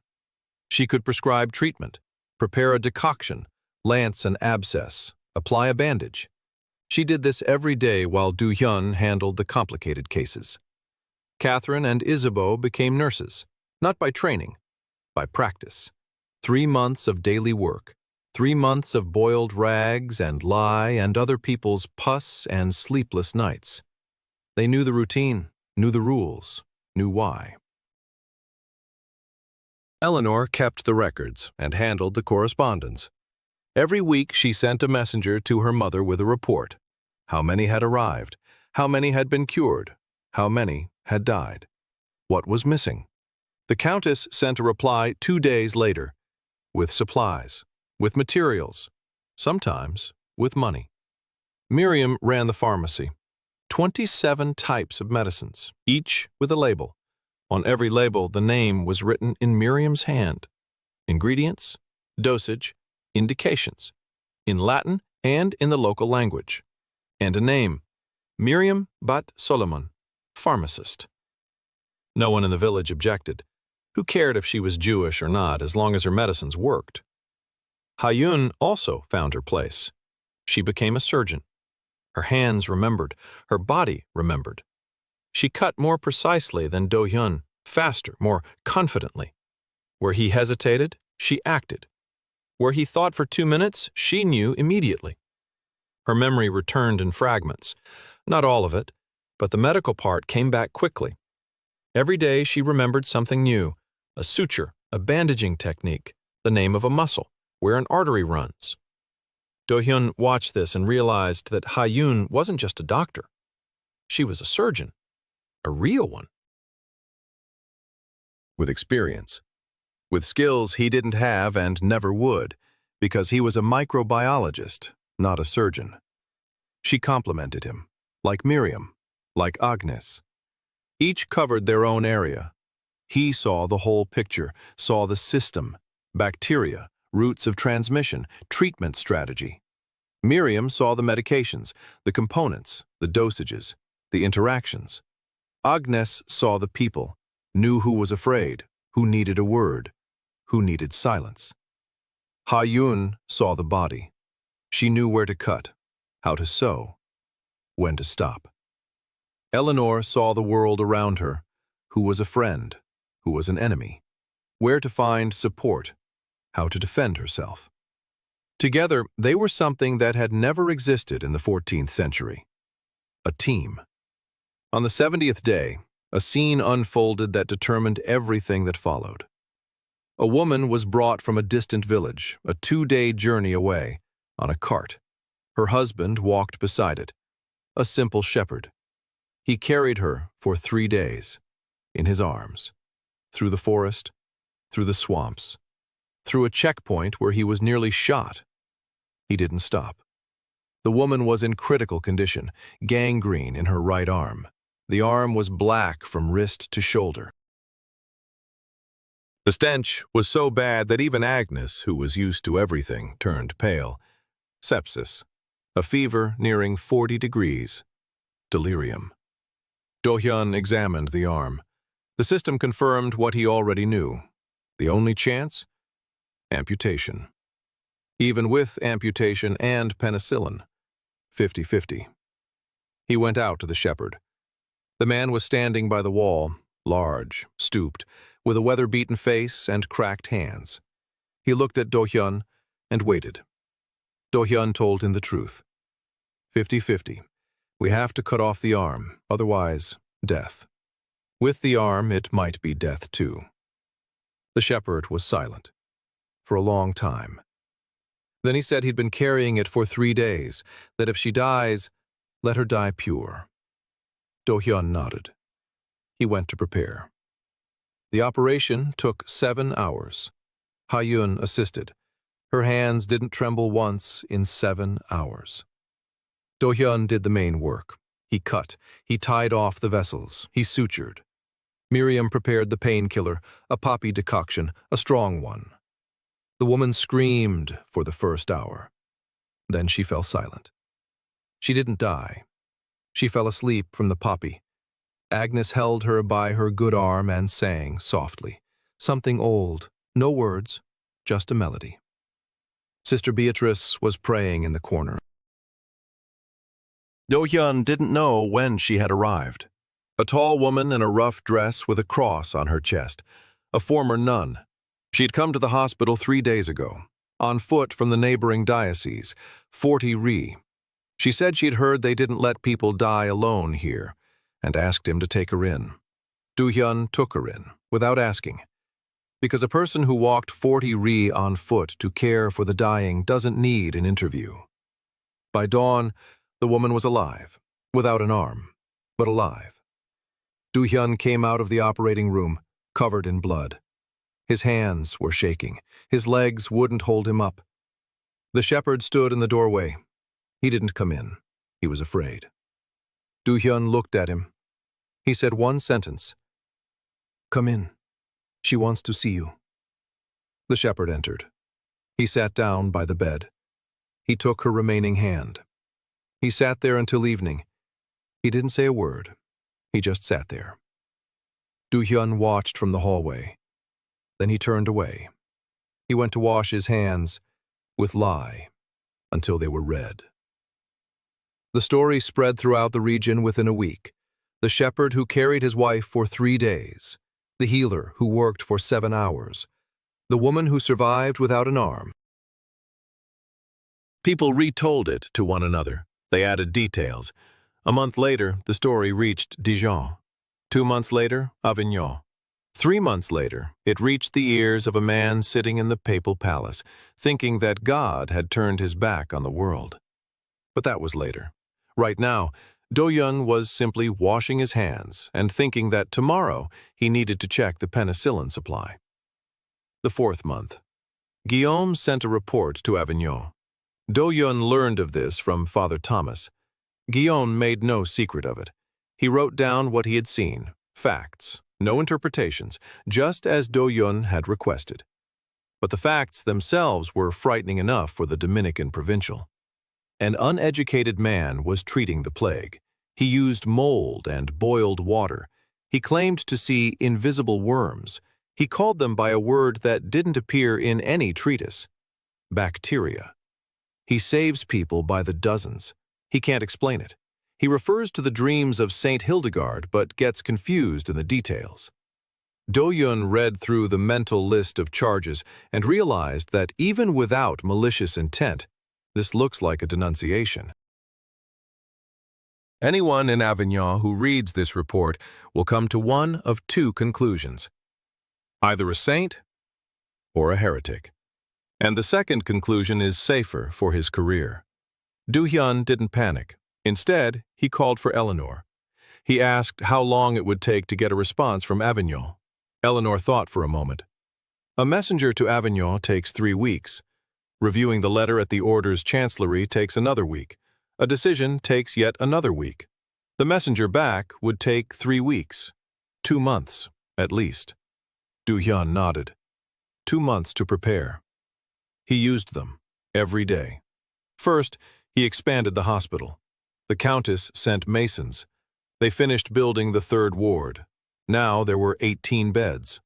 Second, he founded the order. It was Sister Beatrice's idea. She came to him one evening and said that the women working at the hospital needed to be protected. Catherine and Isabeau. Agnes, herself. If the Inquisition came for Jean, they would come for them too, because they were accomplices. But if they were nuns, if they had an order, a charter, a patron from the church hierarchy, then it would be harder to touch them, much harder. Do-hyun looked at her, then at Eleanor, then at Miriam, then back at Beatrice. He said it was a brilliant idea. Beatrice wrote the charter, the Order of the Sisters of Pure Water. Purpose: caring for the sick, comforting the dying, teaching basic hygiene. The charter was short and simple. 12 rules. First, wash your hands before each patient. Second, boil everything that touches a wound. Third, never turn anyone away. Fourth, never accept payment. And so on. 8 medical rules, 4 spiritual ones. Morning prayer, evening prayer, silence while working. Mercy toward all, without distinction. Beatrice knew how to draft the document. She was a former nun. She knew church bureaucracy. Eleanor transcribed the charter in beautiful handwriting on parchment and sent a copy to the Bishop of Autun through her mother. The Countess included a letter of her own, with the Montfort family seal. The bishop could not refuse a family that had donated to his cathedral for 20 years in a row. Approval arrived 3 weeks later. The Order of the Sisters of Pure Water received official status. Beatrice became the first Mother Superior. Catherine and Isabeau took their vows. Agnes did not. She said she was too old for new vows. But she continued to work. The third thing Do-hyun did during those 2 months, he began writing a book, Codex Vitae, the Book of Life, the first microbiology textbook in history. Disguised. Do-hyun couldn't write a textbook under his own name, but he could write a treatise on invisible creatures sent by God to test humanity. Formerly a theological text, essentially scientific. Each chapter described one type of invisible creature: pus-producing worms, that's Staphylococcus; plague worms, that's Yersinia pestis; intestinal worms, that's E. coli. For each type, how it's transmitted, what it feeds on, what it fears, how to fight it. The language was cautious. God's test, invisible creatures, fire and pure water as the righteous man's weapons. But the essence was scientific. Boiling kills bacteria. Hand-washing prevents transmission.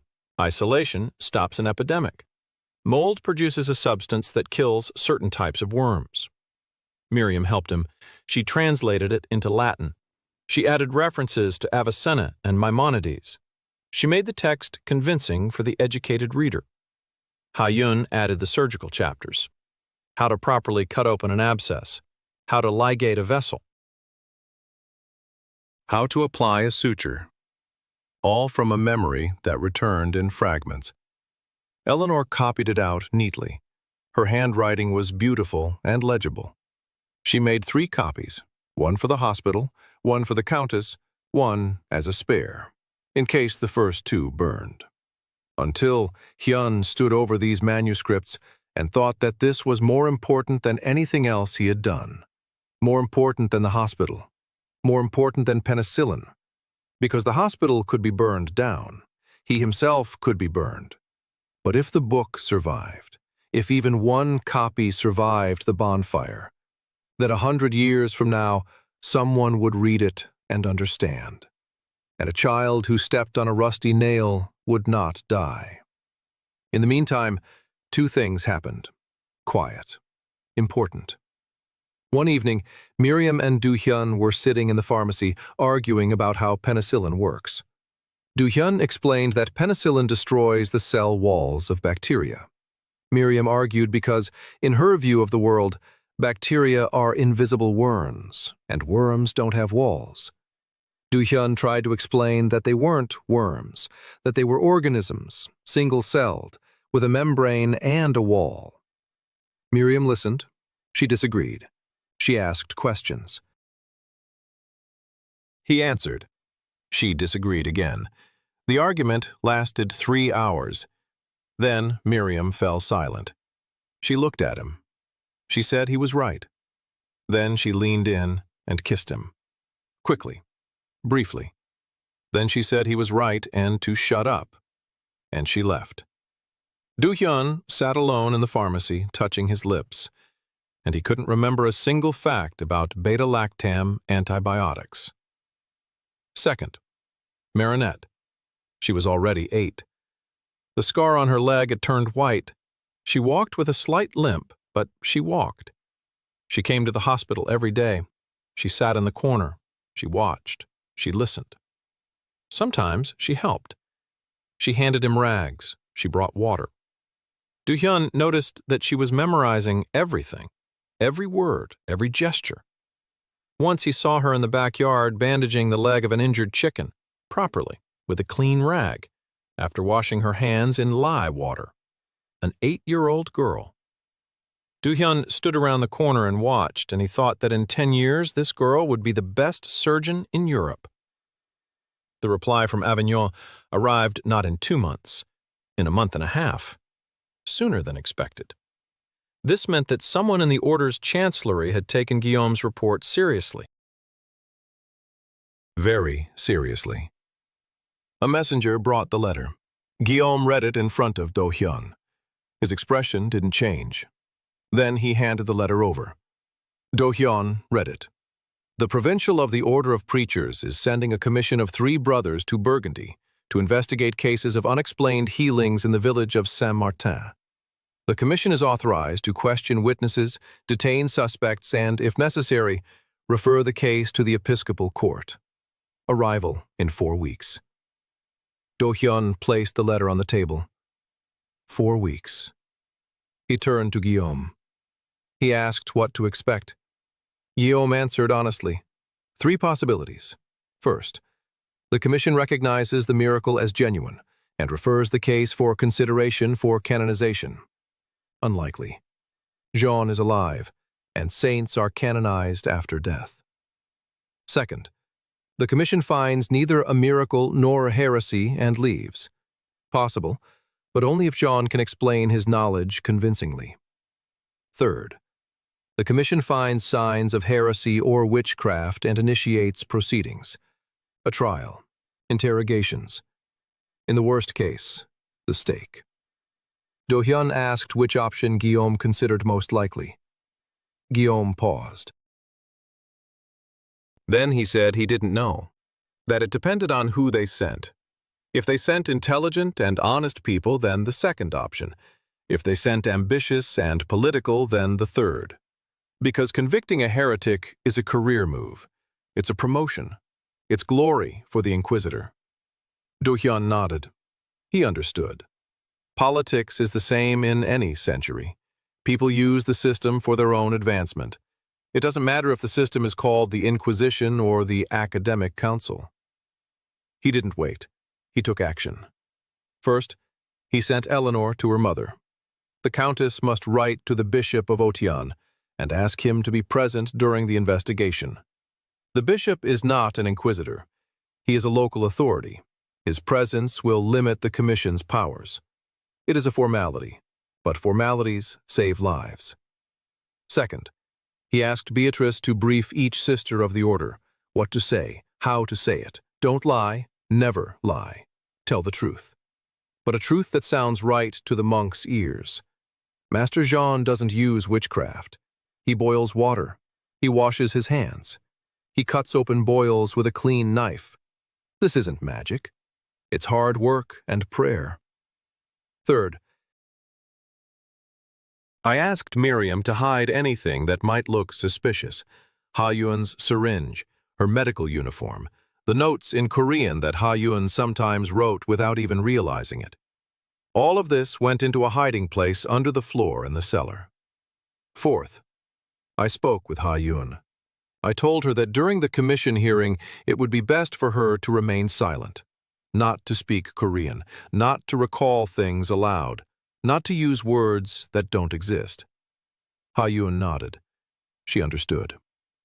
Fifth, the hardest part. I spoke with Guillaume. They were sitting in the empty ward that evening. The 2 recovering patients were asleep. It was getting dark outside the window. Do-hyun asked point-blank what Guillaume would tell the commission. Guillaume was silent for a long time. Then he said he would tell the truth. Do-hyun asked what truth. Guillaume replied that he had observed Master Jean for 3 months, that he had seen how a man without an education saves lives that educated doctors cannot save. that he found no traces of witchcraft, that he found no traces of heresy, that he found a man who washes his hands and boils rags and lances boils and gives the sick bitter water made from mold to drink. And that it works. Du-hyun asked if the commission would believe him. Guillaume replied that it depended on the people, but that his word, as a Dominican inquisitor, carried weight, that he was ready to testify. Du-hyun nodded. He didn't thank him because Guillaume hadn't asked for thanks. He was simply doing what he thought was right, just like Du-hyun. 2 weeks before the commission's arrival, an assassination attempt took place. Evening. Du-hyun was sitting in the pharmacy checking the stock. On the table stood a jug of wine, a gift from one of the recovered patients. Du-hyun poured a mug. He raised it to his lips. Miriam entered at that moment. She saw the jug. She stopped. She approached. She took the mug from his hand. She sniffed it. Her expression changed. She set the mug down. She said one word. Poison. Du-hyun froze. Miriam sniffed it again. She said it was belladonna, Atropa belladonna, berry juice, a lethal dose in a mug of wine. Death in 2 or 3 hours. Respiratory paralysis. Du-hyun stared at the mug, at the wine. Dark red, ordinary, odorless, tasteless. If Miriam hadn't walked in, if she hadn't known the smell of belladonna, he would have drunk it and died. Simple and quiet. No fuss, no bonfire. He asked who had brought the wine. Eleanor checked the records. A man. He claimed to be a convalescent from Saint-Pierre. No one knew him by sight. He came, left the jug, left. Du-hyun understood. The guild doctors. Gérard de Beaumont. He didn't take legal action. He solved the problem more simply. A bottle of poisoned wine. Cheaper, faster, no traces. Du-hyun poured out the wine, washed the jug, washed his hands, and went back to work. He couldn't stop, not even for the sake of his own fear. Renard found out about the attempt by morning. He came to Du-hyun, silently. He stood at the pharmacy door with an axe and stood there all day. No one asked him to. He just stood there. From then on, Renard or one of his assistants stood guard at the hospital every night. The commission arrived on the 91st day. 3 Dominicans, 2 young men, 1 old man. The old one was Brother Bernard. He was the provincial. He came in person. That was either very good or very bad. A provincial doesn't travel to villages for a routine matter. So they consider the matter important. So the stakes are high. Du-hyun met them at the hospital gates.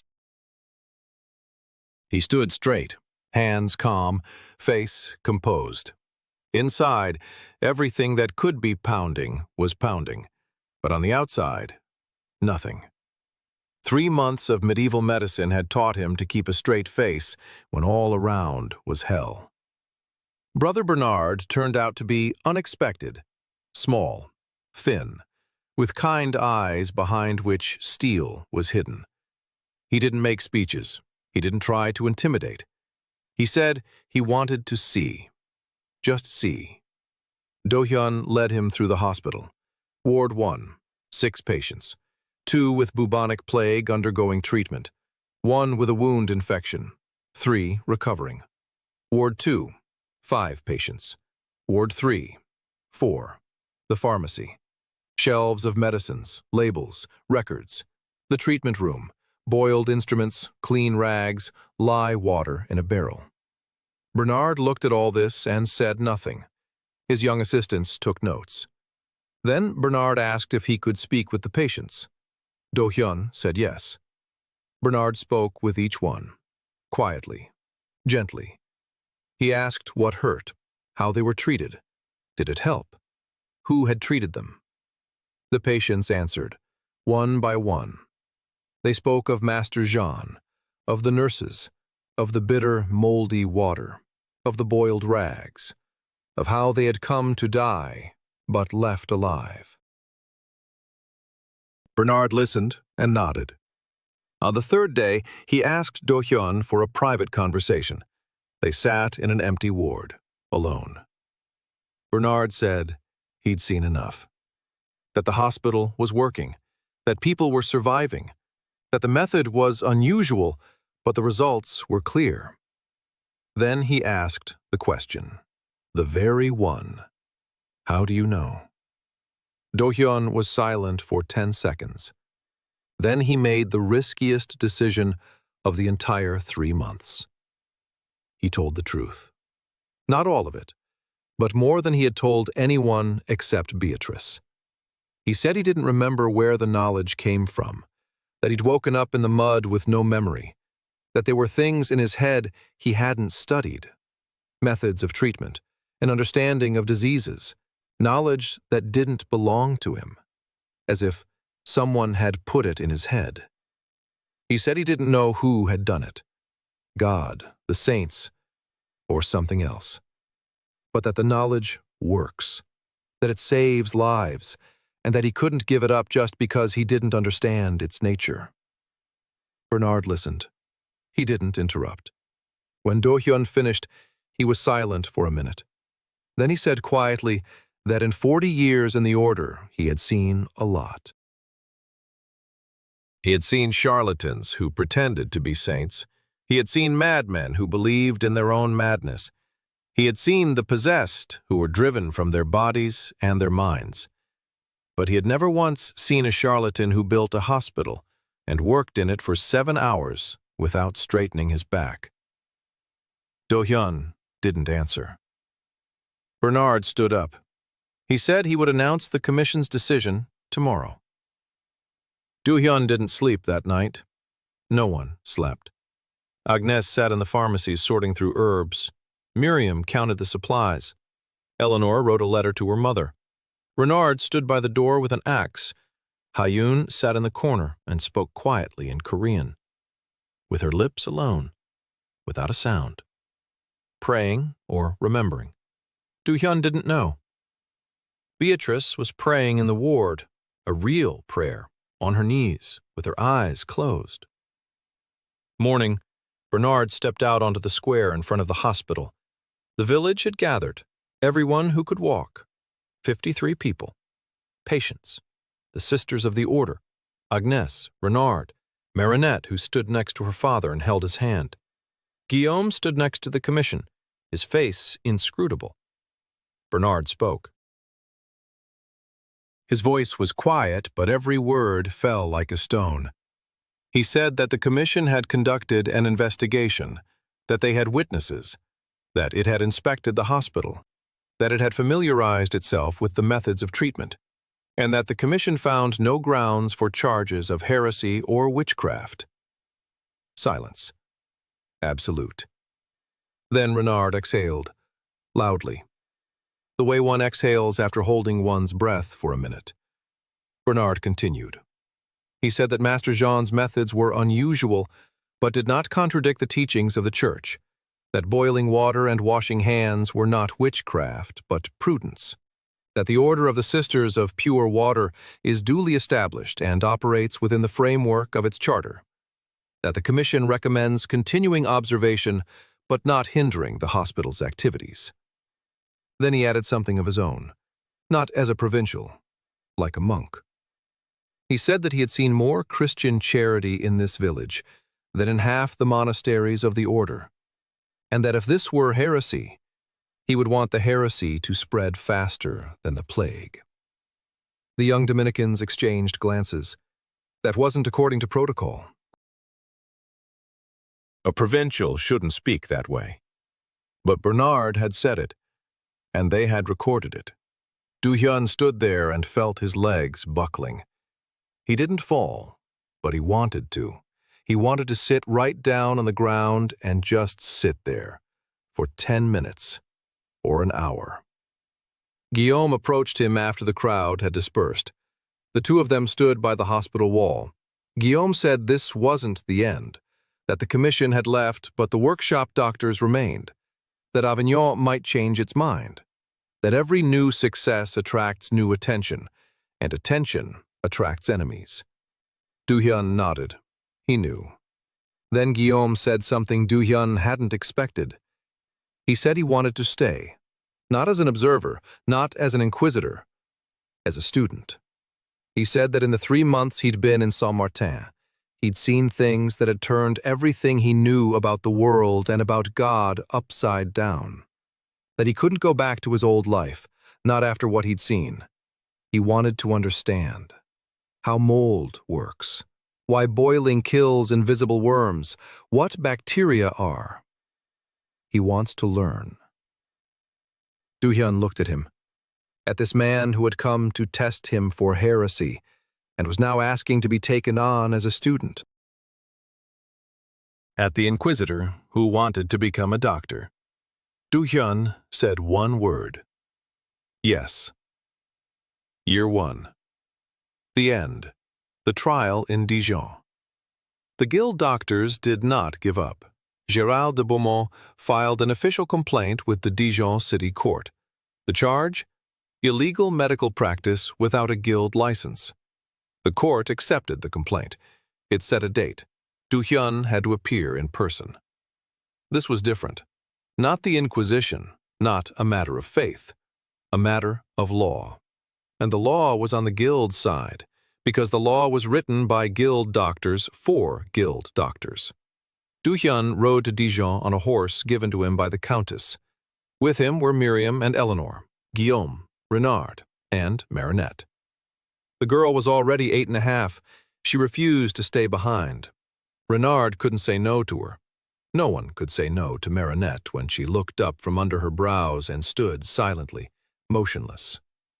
Dijon greeted them with the city's walls, noise, and smells. The court was in session at City Hall. The hall was large, stone, cold. The judge, 3 counselors, a guild representative, Gérald de Beaumont in a black robe, a look of victory on his face. He was confident. The law was on his side. The facts were on his side. A man without a degree was treating the sick. That was a violation. Period. Gérard spoke first. At length. At length. He quoted statutes. He cited decrees. He named paragraphs. His voice was confident. His argument was flawless. By law, he was right. Do-hyun listened and remained silent. When given the floor, he did not argue with the law. He did not quote statutes. He said 3 things. First, that in 4 months of operation, his hospital had admitted 123 patients. Of those, 91 survived. That's 74%. The average survival rate for the plague across Europe is 30 to 40%. Second, that during those same 4 months, the ward doctors of Dijon never once left the city walls.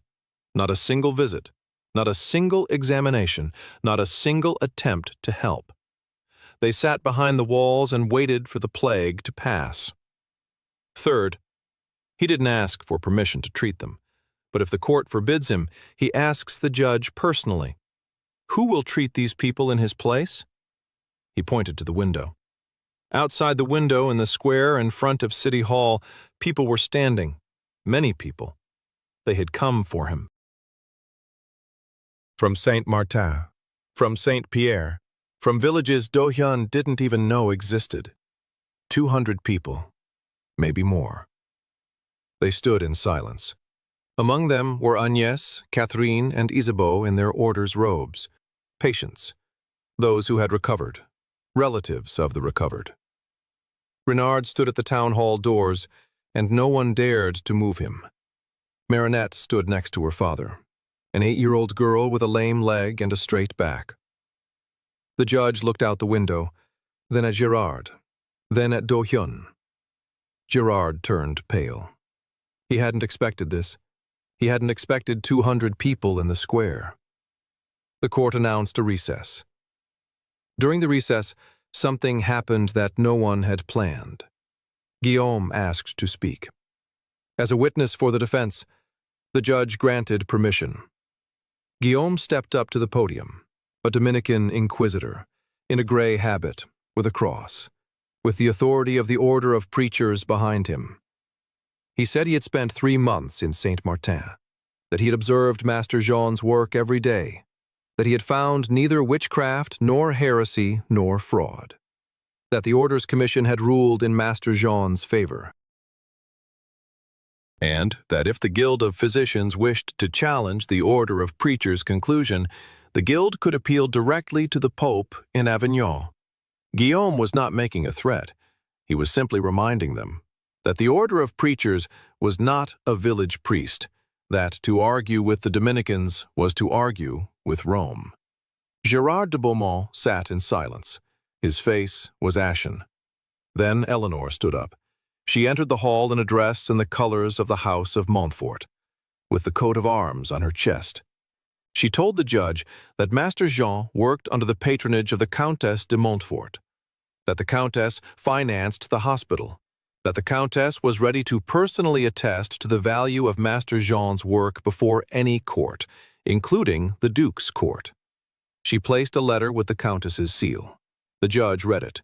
He looked at Eleanor. He looked at the seal. He looked out the window where 200 people stood. He looked at Guillaume. He looked at Gérard. Gérard could say nothing. Standing against him was the daughter of the largest landowner in the duchy, the Inquisitor of the Order of Preachers, and 200 living people who had come to testify that this man had saved their lives. The court rendered its decision. The case was dismissed for lack of grounds for prosecution. The wording was evasive, not an acquittal, not a pardon, a dismissal. But that was enough. Before Do Hyun walked out of City Hall, people were standing in the square. They were silent. Then someone began to clap. One, then a second, then a third. Do Hyun walked through the crowd and people parted, some reaching out to touch his cloak. He didn't stop. He walked toward the exit from the square. On the way, he passed Guillaume. He stopped, looked him in the eyes, said quietly in Latin, "Thank you, brother." Guillaume replied, "Don't thank me. I haven't decided yet if I'm right. But I want to find out.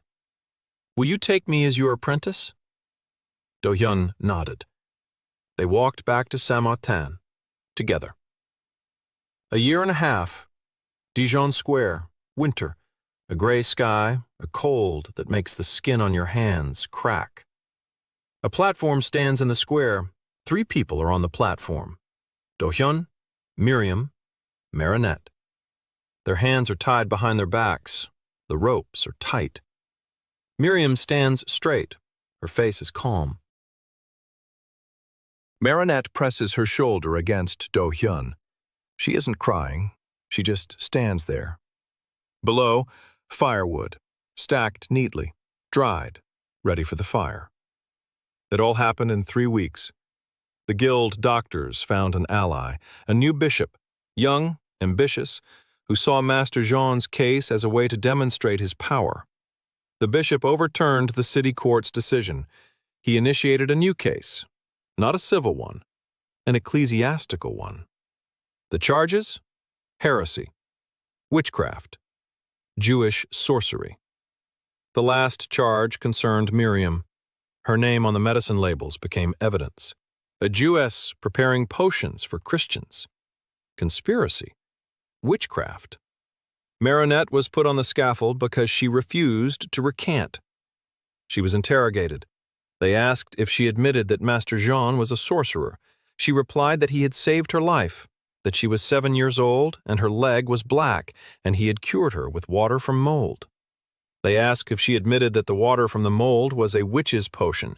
She replied that she did not admit it, that it was medicine. They asked a 3rd time. She replied that they could ask her 100 times. The answer would not change. A 9-year-old girl. On the platform between a graduate student from the future and a Jewish apothecary, with a lame leg and a straight spine. The judge stood by the platform.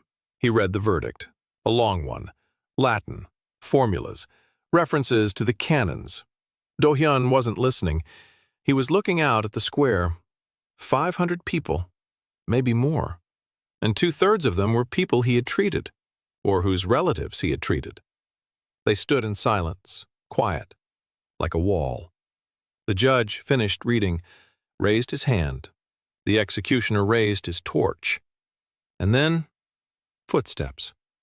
Guillaume de Saint-Gilles, in a gray Dominican habit, with a cross on his chest. He had been standing next to the judge the whole time, standing silently, with a parchment in his hand. The indictment, which he himself had drafted, a month earlier, when the new bishop demanded a new investigation from him, when the pressure was such that it was impossible to refuse. Guillaume drafted the verdict, signed it, and brought it to the trial. And now he stepped forward and spoke. His voice was quiet, but the crowd of 500 people heard every word. He said, "Your Grace, I withdraw the charges." Silence. The kind of silence that happens only when 500 people stop breathing at the same time. The judge asked again. Guillaume repeated, "I was wrong. This man is not a heretic. I testify before God and man." He raised the parchment, the indictment. He tore it in half. Then again. He threw the scraps onto the firewood. The judge stood with his mouth agape. The new bishop sat in a chair to the right of the platform, and his face turned as smoke from the parchment. The Dominican inquisitor had just publicly retracted his own accusation. He tore up the verdict before the eyes of 500 witnesses. It was unprecedented. It was impossible. It happened. And then Eleanor de Montfort stepped out of the crowd, in a dress in the colors of her house, with the Montfort coat of arms on her chest. She climbed onto the platform, stood next to Do.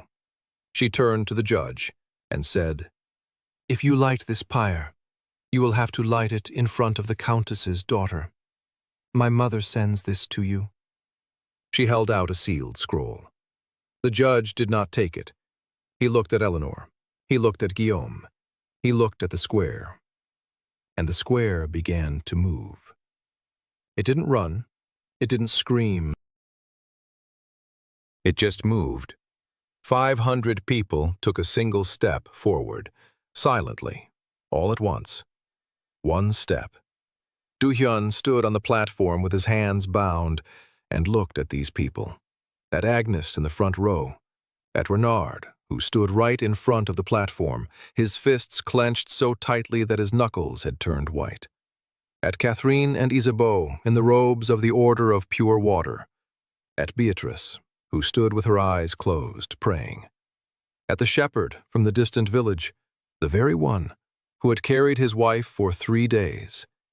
He stood in the crowd, next to him a woman, with one arm, alive, at Ha-yun, who stood at the edge of the square and wept silently.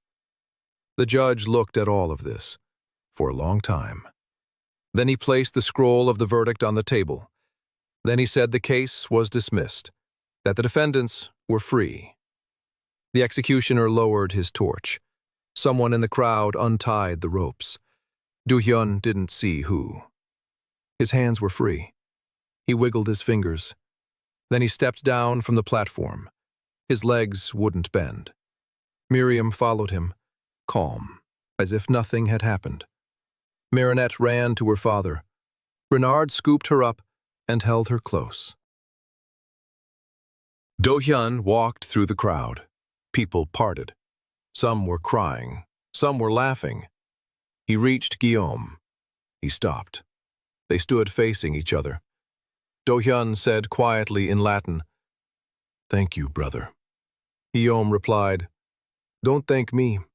I haven't decided yet if I'm right. But now I want to find out for sure. I want to learn everything you know, every bacterium, every invisible worm, every law this world doesn't know." Do-hyun held out his hand. Guillaume took it. They shook hands, in silence. Then they walked, together, across the square. toward the exit from Dijon, toward the road back to Saint-Martin. On the way, Do-hyun was silent. He thought about what had happened and what would happen next. The trial was over, but this isn't the end. It's the beginning. Because now all of Dijon knows him. Now half of Burgundy knows him. In a month, all of France would know him. And with that knowledge would come new enemies, new trials, new bonfires. But new students would come too, new hospitals, new books. He thought about the Codex Vitae. 3 copies, 1 in the hospital, 1 with the Countess, 1 in a hiding place.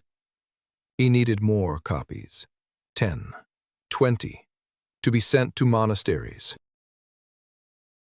To universities, to libraries, so that if one burns, another remains. He thought about the second hospital in Dijon. The Countess had offered a building, an old mansion on the riverbank, 20 beds, maybe 30. He thought about the students, Guillaume, Agnès, Catherine, Isabeau, Marinette when she grows up, Hayun, Miriam, Evanor.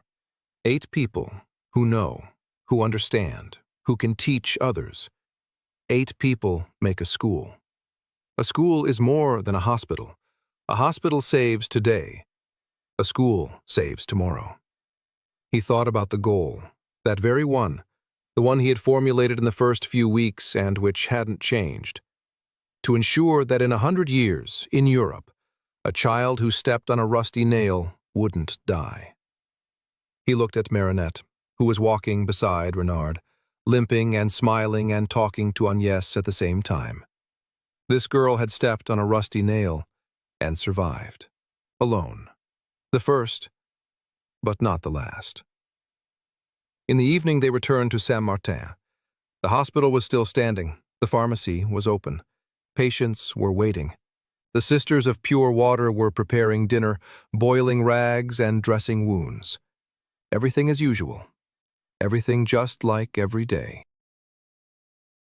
Do-hyun walked into the pharmacy. Miriam was already there, checking the supplies. She looked at him. He looked at her. She said that while he was gone, Agnes had prepared a new batch of filtrate, the strongest one, twice as concentrated. Agnes had figured out on her own how to improve the filtration without any prompting. Do-hyun smiled. Agnes had figured it out on her own. That meant she was no longer a student. She was a teacher. That meant the system was working. That meant the knowledge had passed from him to her and now existed independently of him. And if he were gone tomorrow, it wouldn't die. He stepped out of the pharmacy. He stood in the doorway. He looked at the village. Dark, fucking, but alive. Lights were on in the houses. Smoke was coming out of the chimneys. Somewhere a child was laughing. Not crying. Laughing. For the first time in a year and a half, he heard a child's laughter in this village. The system flashed in his mind. Mission. Saving the village of Saint-Martin. Status, complete. New mission. Creating a sustainable system of medical knowledge. Status, in progress. Do-hyun nodded. In progress. Always in progress. Because it never ends. No real work ever ends.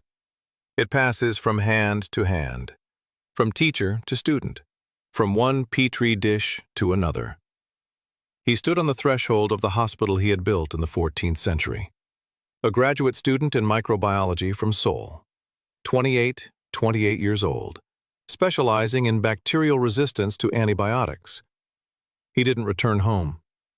He won't return. But he stood on the threshold and knew that everything he knew wouldn't die with him. And that was enough. Somewhere beyond the village, in the forest, in the darkness, Hayun stood in a clearing by a stream. The very same clearing where Do-hyun had found her. She stood and looked up at the sky, and for the first time since waking up, she remembered her name. Her full name. Her real name. Song Ha-Yun. Surgeon. Emergency Surgery Department. Seoul National University Hospital. She remembered the patient she hadn't been able to save. A boy, 12 years old. Appendicitis complicated by peritonitis. The surgery lasted 4 hours. She did everything right. But the boy died. On the table, under her hands. And she walked out of the operating room and down the hallway, and the walls blurred. And then, darkness. And then here, she remembered everything. And she cried. Not out of grief, out of relief. Because now she knew who she was, and she knew why she was here. She turned and walked back. To the hospital. To Do-hyun. To work. To the life she hadn't chosen, but which had become hers. She walked through the dark forest and wasn't afraid, because a light was burning ahead. In the windows of the hospital in the village of Saint-Martin-sous-Bois. The year 1349. The end of the first arc. The beginning of everything else.